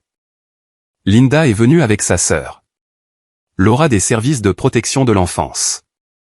Le jour où Jessica arrivera, les enfants seront chez moi, a expliqué Linda. Il vaut mieux qu'ils n'assistent pas à la confrontation initiale. Mais je veux voir la tête de maman quand elle réalisera que nous savons tout, a protesté Jacob. Non, mon amour, suis-je intervenu. La vengeance n'est pas notre objectif. La protection, si. Laura a examiné tous les documents. Avec ça, nous pouvons demander la garde d'urgence pour Michael. Jessica ne pourra pas s'approcher des enfants sans supervision judiciaire. Et si elle vient avec ce type, Brad? A demandé Michael. Nous aurons une voiture de patrouille à proximité. Le moindre signe de violence, et ils interviennent. Ce soir-là, pendant que les enfants dormaient, j'ai trouvé Michael dans le jardin en train de regarder les étoiles. À quoi penses-tu, mon fils? À papa. Penses-tu qu'il serait déçu de moi? Ton père serait fier que tu fasses enfin ce qui est juste. J'ai mis trop de temps. Mais tu es arrivé. C'est ça qui compte. Maman? Comment as-tu élevé un fils seul? Comment as-tu trouvé la force? Je ne l'ai pas trouvée. Je l'ai construite, jour après jour, décision après décision. Exactement comme tu l'as construit maintenant. Le 13e jour, le dernier jour avant le retour de Jessica, nous avons décidé de faire quelque chose de spécial, une vraie journée en famille. Nous sommes allés au parc où j'emmenais Michael quand il était petit. Les enfants ont couru, joué, se sont salis. Pour la première fois depuis des années, je les ai vus simplement être des enfants. Mamie, regarde. Noah avait grimpé au plus haut arbre. Je peux voir toute la ville. Fais attention. Ai-je crié. Mais Michael m'a arrêté. Laisse-le, maman. Il a besoin de se sentir courageux. Sarah et moi nous sommes assis sur un banc pour manger du maïs avec du piment. Mamie, quand maman reviendra, tout ça va finir. Non, mon enfant, tout ça ne fait que commencer. Ce qui va finir, c'est la peur, la manipulation, les mensonges. Et si maman pleure? Chaque fois qu'elle pleure, papa lui pardonne tout. Pas cette fois. Cette fois, ton père a quelque chose de plus fort que la manipulation de ta mère. Quoi? La vérité. Et vous a protégé. Jacob s'est approché d'eux. Nous avec de la barbe à papa pour tout le monde. J'ai dépensé mon argent de poche, mais ça valait le coup. Ça, c'est mon petit-fils. Apprendre que donner vaut plus que recevoir. Au coucher du soleil, nous sommes rentrés à la maison. Les enfants étaient épuisés mais heureux. Pendant que je préparais le dîner, je les ai entendus parler dans le salon. Tu te souviens quand maman nous a emmenés ici? A demandé Noah. Maman ne nous a jamais emmenés ici? A répondu Jacob. Maman ne nous a jamais emmenés nulle part qui ne soit pas le centre commercial. Mais mamie l'a fait, a dit Sarah. En seulement 13 jours, mamie nous a donné plus que maman en des années. Mon cœur s'est gonflé. D'amour et de tristesse à la fois. Pendant le dîner, Michael a fait une annonce. Demain va être une journée difficile, mais je veux que vous sachiez que peu importe ce qui se passe, nous sommes une famille, et les vraies familles se protègent les unes les autres. Maman n'est pas de la famille? A demandé Noah, confus. Maman est votre mère biologique, mais la famille? La famille. C'est qui est là quand les choses deviennent difficiles? La famille, c'est qui vous aime inconditionnellement. Alors mamie est plus de la famille que maman. A conclu Noah avec la logique simple des enfants. Cette nuit-là, en les bordant, chacun m'a dit quelque chose que je garderai dans mon cœur pour toujours. Jacob a dit, mamie, merci de ne pas avoir abandonné, même si j'ai été horrible avec toi. Sarah a dit, mamie, je veux être comme toi quand je serai grande, forte et courageuse. Noah a dit, mamie, est-ce que je peux t'appeler maman Émilie? J'ai déjà une maman, mais j'ai besoin d'une vraie maman. Je n'ai pas pu retenir mes larmes. Vous pouvez m'appeler comme vous voulez. Mes amours. Je serai toujours votre mamie qui vous aime. Michael et moi sommes restés dans la cuisine jusqu'à tard, révisant le plan pour le lendemain. À 10h du matin, j'emmène les enfants chez Linda. À 11h, l'avocat vient. À 11h30, la patrouille sera au coin de la rue. Jessica a dit qu'elle arrivait à midi, et nous serons prêts. Avant de dormir, j'ai regardé les photos de ces 13 jours que j'avais prises avec mon vieux portable. La transformation était impressionnante. De 3 enfants brisés et hostiles à 3 enfants en guérison, rieurs, en famille. Demain, Jessica reviendrait, s'attendant à trouver sa belle-mère soumise et ses enfants émotionnellement abandonnés. Au lieu de cela, elle trouverait les conséquences de ses actes. Elle trouverait que le véritable amour est toujours plus fort que la manipulation. Elle trouverait que la famille qu'elle avait méprisée était devenue un mur infranchissable, protégeant les enfants qu'elle avait utilisés comme des armes. Et moi, là, vieille enseignante à la retraite, j'étais prête à donner la dernière leçon. La plus importante, la définitive. Il était 11h58. Michael et moi étions assis dans le salon, avec l'avocat Martinez à nos côtés. Les documents étaient sur la table. Basses, comme des soldats prêts pour la bataille. Mon portable affichait un message de Linda. Les enfants vont bien, ils jouent dans le jardin. Ils ne se doutent de rien. À 12h03, nous avons entendu le moteur du SUV de Jessica. Mon cœur battait si vite que j'étais sûr que Michael pouvait l'entendre. « Calme-toi, maman », m'a-t-il dit en me prenant la main. Elle n'a plus de pouvoir sur nous. La porte s'est ouverte sans qu'on frappe. Typique de Jessica, entrant comme si c'était chez elle. Elle était bronzée, avec une nouvelle robe qui coûtait probablement plus que ma pension mensuelle, traînant une valise Louis Vuitton. « Oh, il fait si chaud », s'est-elle exclamée sans même nous regarder. « Michael, que fais-tu ici? Tu devrais être au travail. » Où sont les enfants?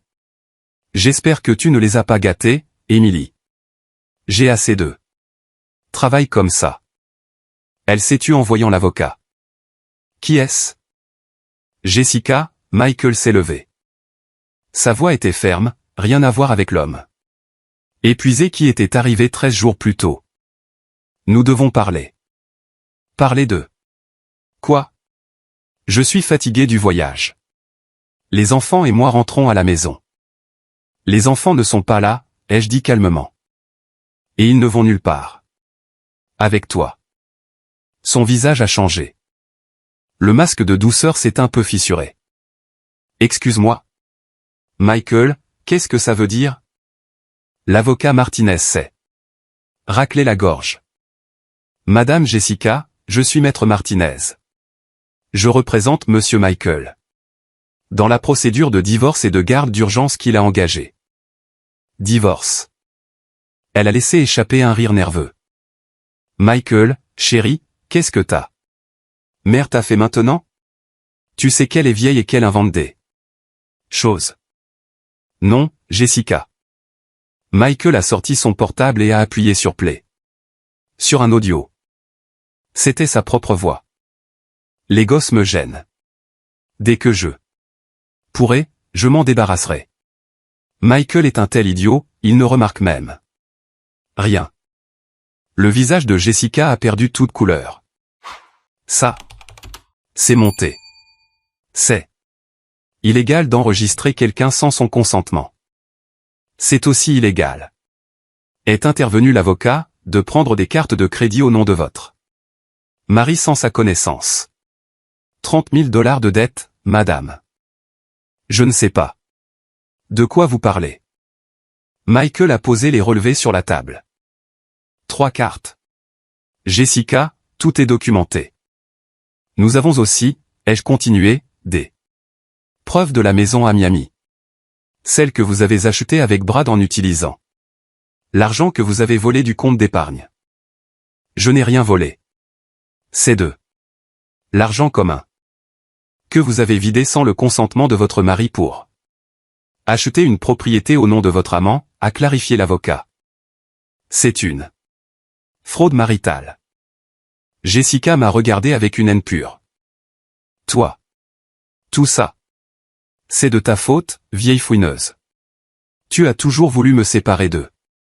Michael. Non, Jessica, tu t'es séparée toi-même. J'ai juste documenté tes crimes. Crimes? S'il vous plaît, qu'allez-vous faire? Me poursuivre pour être malheureuse dans mon mariage? Non, a dit Martinez en sortant un autre document, pour tentative d'enlèvement international de mineurs. Nous avons votre plan complet pour emmener les enfants à Miami sans le consentement paternel. Jessica a chancelé. Elle a dû s'agripper au dossier du canapé. Les enfants sont à moi. Je leur ai donné naissance. Les enfants ne sont pas une propriété, ai-je répondu. Et après 13 jours avec moi, ils ont pris une décision. Qu'est-ce que tu leur as fait?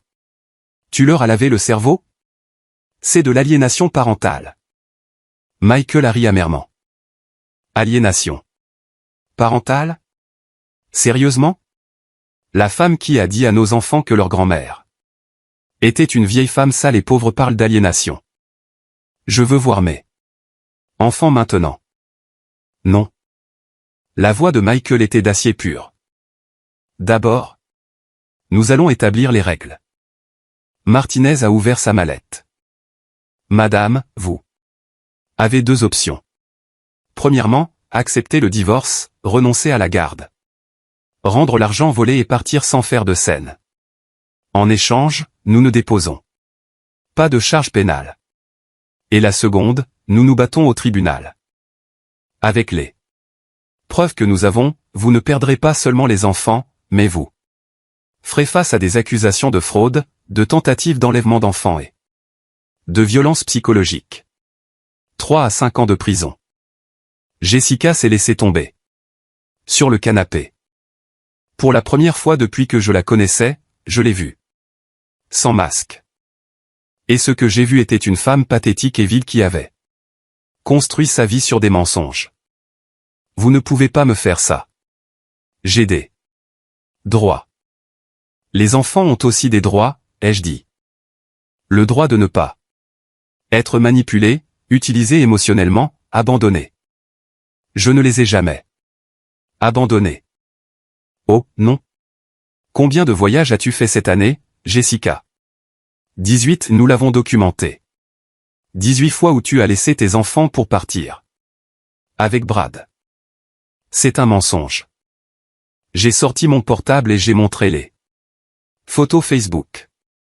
Elle et Brad à chaque voyage, pendant que ses enfants restaient avec la voisine, avec n'importe qui sauf leur père ou leur grand-mère. Les enfants savent tout, Jessica. Ils savent pour oncle Brad. Ils savent qu'il dort dans le lit de leur père quand il n'est pas là. Ils savent que tu les appelles des gosses. Ils savent que tu prévoyais de les emmener à Miami. Je veux leur parler. Pas tant que tu n'auras pas signé les papiers, a dit Michael. Jessica a sorti son portable. Je vais appeler Brad. C'est un avocat. Il va me défendre. Allez-y, a dit Martinez.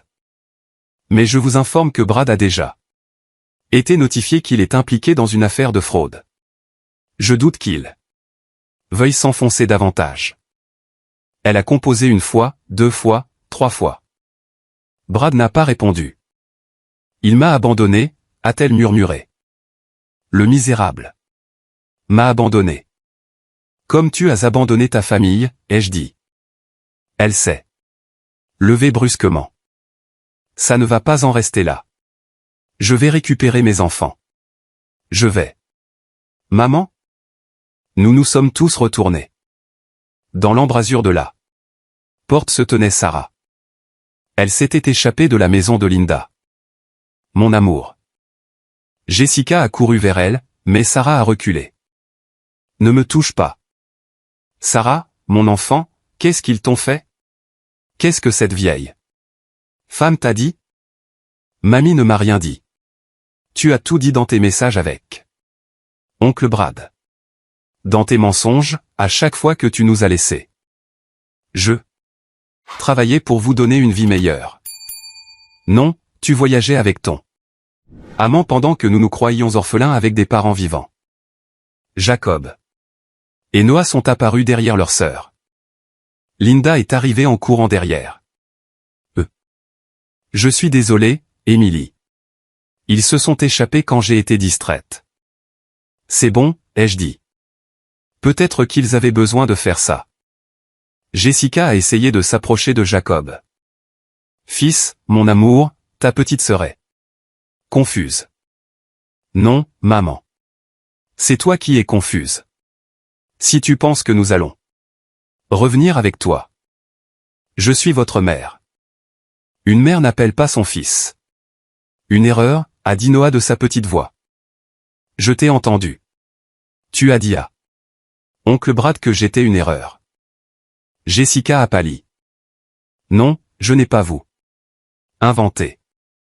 Une mère ne vole pas l'argent de l'université de ses enfants, a ajouté Jacob. Une mère ne nous utilise pas comme excuse pour ses mensonges.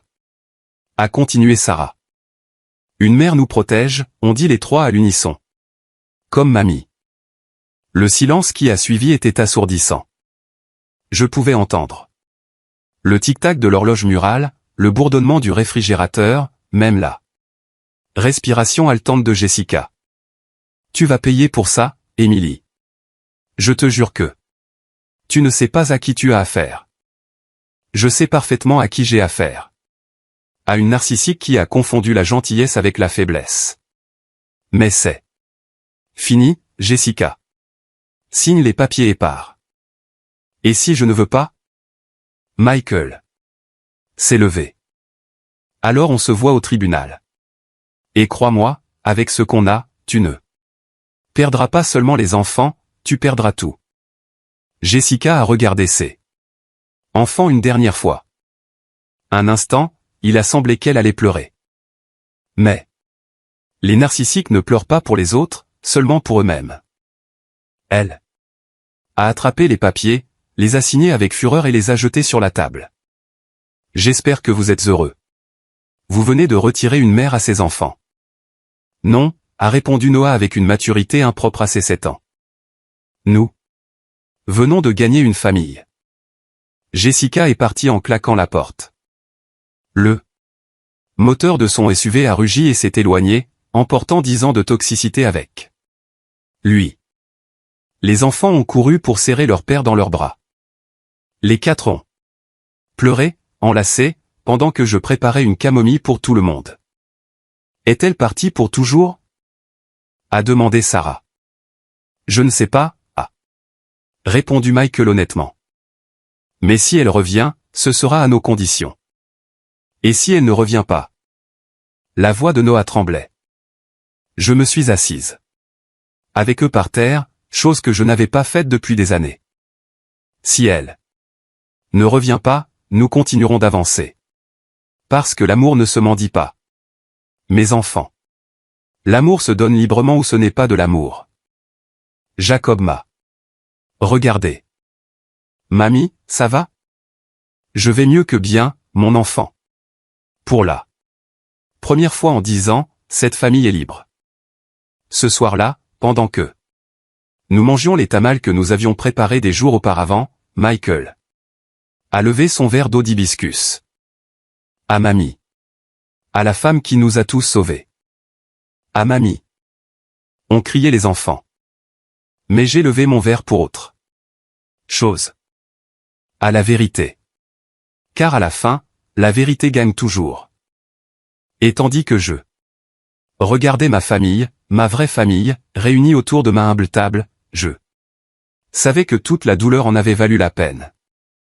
L'enseignante avait donné ça. Dernière et plus importante leçon.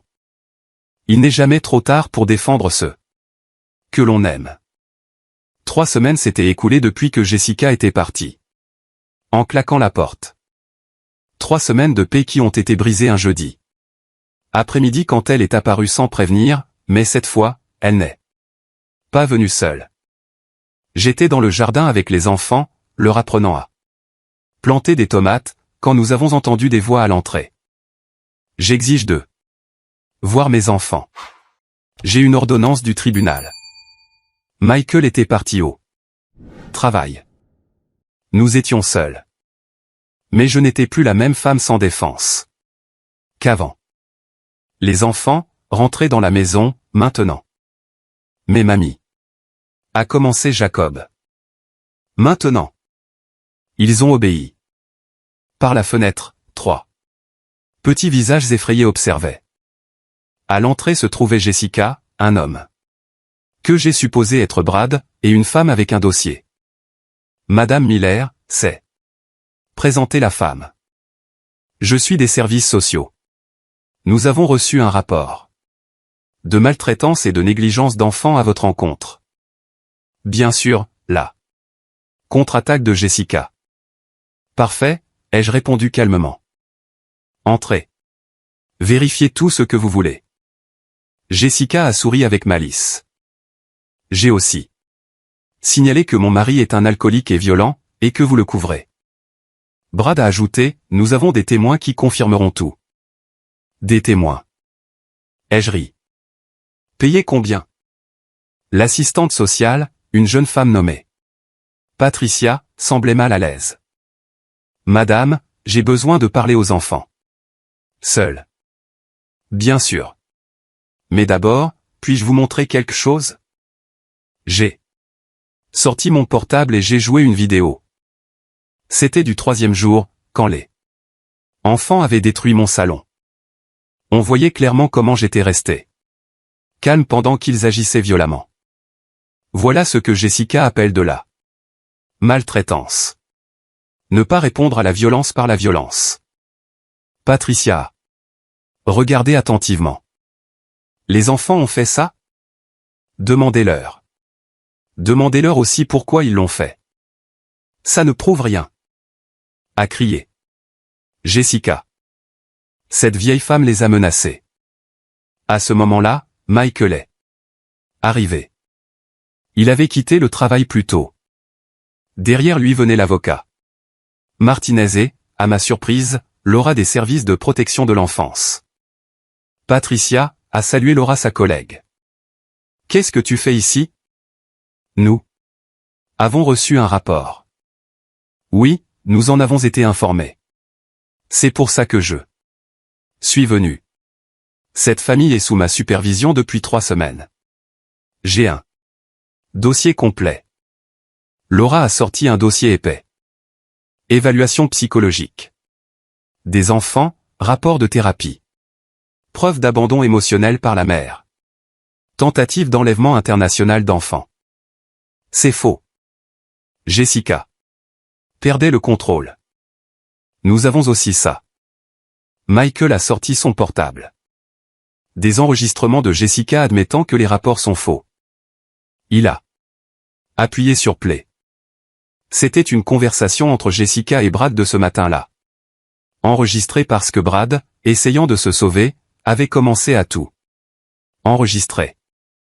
Peu importe si c'est vrai ou non, disait la voix de Jessica. J'ai juste besoin que les services sociaux me croient pour récupérer les gosses. Avec eux en mon pouvoir, Michael me donnera tout ce que je veux. Brad est devenu pâle. Tu m'as dit que tu ne savais pas que j'enregistrais. Imbécile. Jessica l'a giflé. Patricia, l'assistante sociale, était bouche bée. Madame. Jessica, c'est très grave. Faire de faux signalements est un crime. Je veux parler à mes enfants. Parlez-leur, ai-je dit. Mais d'ici. Les enfants? Vous pouvez sortir. Les trois sont sortis en se tenant la main. Ils se sont tenus à 3 mètres de leur mère. Dites la vérité à cette dame, a ordonné Jessica.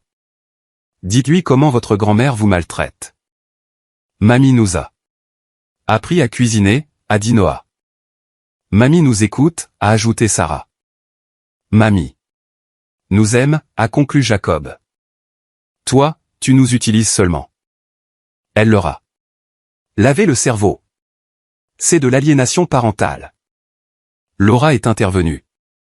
Madame Jessica, en 20 ans d'expérience, je n'ai jamais vu un cas aussi clair de projection.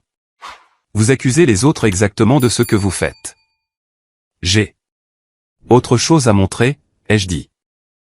Je suis entré dans la maison et je suis sorti avec une boîte. Ce sont toutes les cartes, dessins et lettres que les enfants m'ont fait ces dernières années, et que vous avez jetées à la poubelle. Je les ai récupérées de la poubelle quand je venais en visite. Regardez les dates. Patricia a examiné le contenu.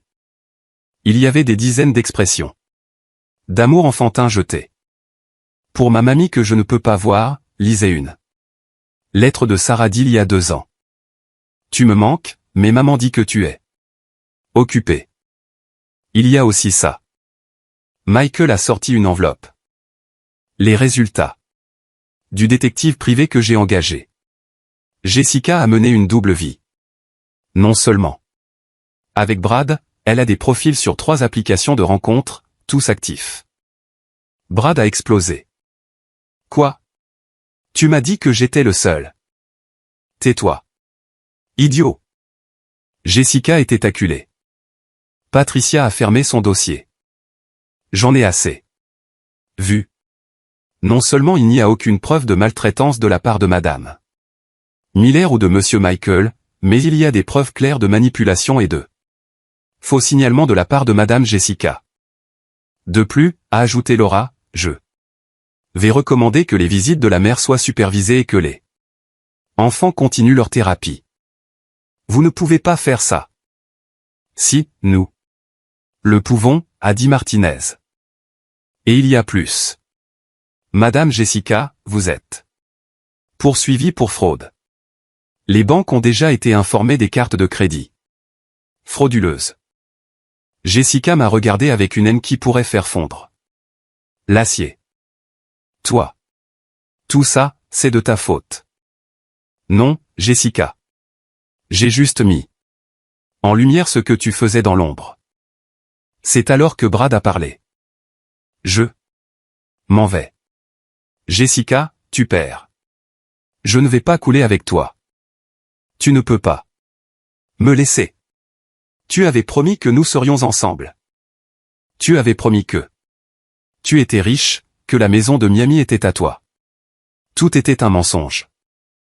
Brad est parti, laissant Jessica seule dans le jardin. Pour la première fois, je l'ai vue telle qu'elle était vraiment, une femme vide qui avait tout misé sur les mensonges et qui avait perdu. Vous avez 5 minutes pour partir, a dit Michael, ou j'appelle la police.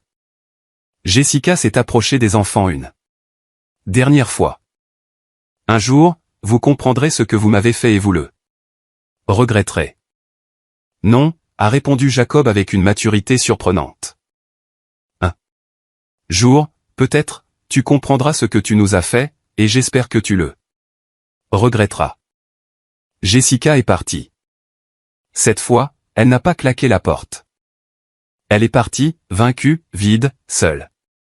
Ce soir-là, pendant le dîner, Sarah a demandé, pensez-vous que maman changera un jour? Je ne sais pas, mon amour, a répondu Michael. Mais ce n'est plus notre problème. Là. Haïssez-vous? A demandé Noah. J'ai bien réfléchi avant de répondre. Je ne la hais pas. J'ai pitié d'elle. Imagine vivre toute ta vie sans pouvoir aimer. Vraiment, sans connaître le vrai bonheur. C'est sa prison, une qu'elle a construite elle-même. 6 mois plus tard, c'était un samedi matin et ma maison était pleine de rire. Pas seulement mes petits-enfants, mais 6 autres enfants du quartier. Mon salon, le même qui avait été autrefois détruit dans un accès de rage, était maintenant un petit atelier d'art. Mamie Émilie, regarde ma peinture. Une fillette de 5 ans m'a montré son œuvre, un soleil souriant au-dessus d'une maison. Après le scandale avec Jessica, l'histoire s'est fait connaître dans le quartier. Mais au lieu de ragots négatifs, j'ai reçu du soutien. Et quand j'ai mentionné que l'enseignement me manquait, des mamans ont commencé à demander si je donnerais des cours particuliers. Maintenant, j'avais l'atelier d'art d'Émilie, des cours de peinture, d'artisanat et de cuisine traditionnels pour enfants. Je facturais un prix juste, 20 $ par cours. Mais le vrai salaire était de voir ces visages heureux. Michael est entré avec du café et des biscuits pour tout le monde. Il avait tellement changé. L'homme, épuisé et vaincu, souriait maintenant, avait pris du poids sainement, et ses yeux brillaient. Comment se passe le cours? Parfait. Comme tous ces derniers temps. Le divorce avait été finalisé il y a 3 mois. Jessica ne s'est plus battue, surtout après que la banque l'ait poursuivie et qu'elle ait dû déclarer faillite. La dernière nouvelle que nous avons eue venait de Sarah, qui l'a vue sur Facebook travaillant comme aide-soignante pour personnes âgées dans un autre état. L'ironie est délicieuse, avait commenté Jacob quand nous l'avons appris. Maintenant, elle doit s'occuper de personnes âgées pour le salaire minimum.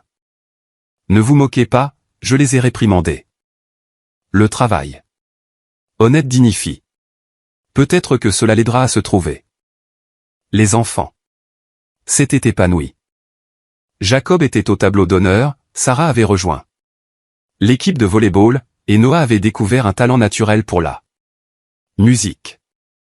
Mon vieux piano avait enfin quelqu'un pour en jouer. Mamie, Noah s'est approché de moi pendant la pause du cours. Je peux te demander quelque chose? Bien sûr, mon amour. Est-ce que la maman qu'elle était avant eux manque parfois? Avant quoi? Avant de devenir méchante.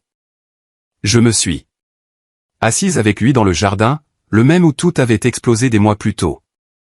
Noah, ta mère n'est pas devenue méchante. Elle a toujours eu cette graine à l'intérieur. Ce qui se passe, c'est que certaines personnes choisissent d'arroser les mauvaises graines. Elle a choisi d'arroser la cupidité, les mensonges, l'égoïsme. Et quelles graines avons-nous? Vous avez les graines de l'amour, de l'honnêteté, du courage. Et chaque jour que vous passez ici, avec votre père, avec moi, ces graines deviennent plus fortes. 7. Après-midi-là, après le départ de tous les enfants, ma famille est restée pour le dîner du samedi qui était maintenant une tradition. Michael cuisinait. Il avait découvert qu'il avait du talent. Les enfants mettaient la table et je prenais plaisir à les regarder. J'ai des nouvelles, a annoncé Michael. Pendant le dessert. J'ai été promu directeur de production.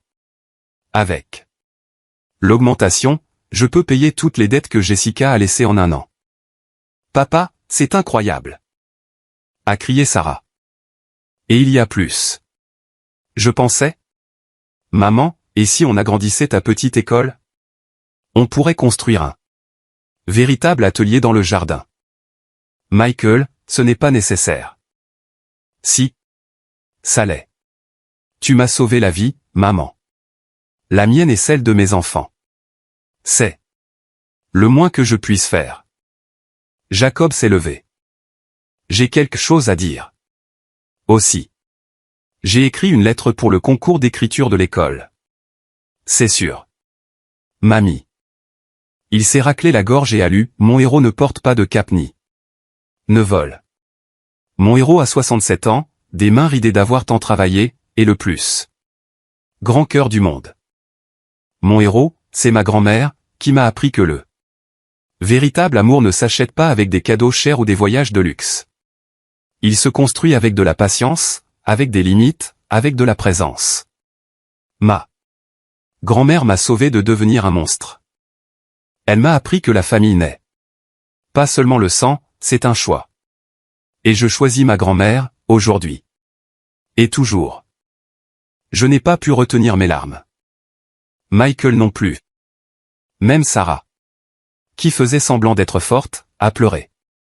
J'ai aussi écrit quelque chose, a dit Sarah.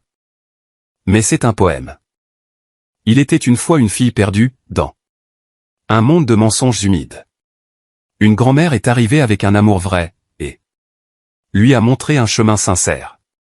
Maintenant, la fille n'est plus perdue, car elle a trouvé l'amour chez la grand-mère bien-aimée. Noah n'a pas voulu être en reste. Je n'ai rien écrit, mais je t'ai fait ça. Il a sorti un dessin. C'était nous tous, devant la maison, nous tenant la main. Au-dessus, il avait écrit de sa main d'enfant, ma vraie famille.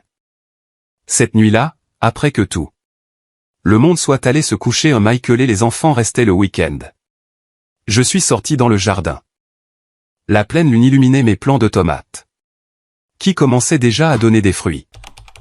J'ai pensé à David, mon mari. Je l'ai fait, mon amour. J'ai élevé notre fils et maintenant j'élève nos petits-enfants. Pas comme nous l'imaginions, mais je le fais. J'ai pensé à Jessica, seule quelque part, s'occupant de personnes âgées pour des miettes. J'espère que tu trouveras la paix, ai-je murmuré au vent. J'espère qu'un jour tu comprendras que l'amour ne se manipule pas, il se cultive. Et j'ai pensé à moi, l'enseignante à la retraite qui ne faisait plus rien. J'ai souri. Je n'avais jamais autant fait. Je n'avais jamais été aussi utile. Je n'avais jamais été aussi heureuse. Le lundi suivant, en préparant le prochain cours d'art, j'ai reçu un appel inattendu. Madame Miller, c'est le directeur de l'école primaire Lincoln. Nous avons entendu parler de votre petite école d'art. Nous demandions si vous seriez intéressé à donner des ateliers ici aussi. Payé, bien sûr. La vie me rendait tout ce que j'avais semé, avec intérêt. Mais la meilleure récompense est venue un mois plus tard. C'était la fête des mères. Je ne m'attendais à rien. Je n'avais jamais été très célébré à cette date. Ce matin-là, les enfants m'ont réveillé avec le petit déjeuner au lit. Bonne fête des mères, maman Émilie, ont-ils crié. Mais je suis votre grand-mère. Tu es plus que ça, a dit Michael depuis la porte. Tu es la mère dont nous avions tous besoin. Ils m'ont tendu une enveloppe. À l'intérieur, des papiers légaux. Qu'est-ce que c'est? Les enfants veulent que tu sois aussi leur tutrice légale, a expliqué Michael. Au cas où il m'arriverait quelque chose, ils veulent s'assurer de rester avec toi, pas avec Jessica. C'était notre idée, a clarifié Jacob avec fierté. J'ai pleuré. J'ai pleuré comme je n'avais pas pleuré depuis la mort de David.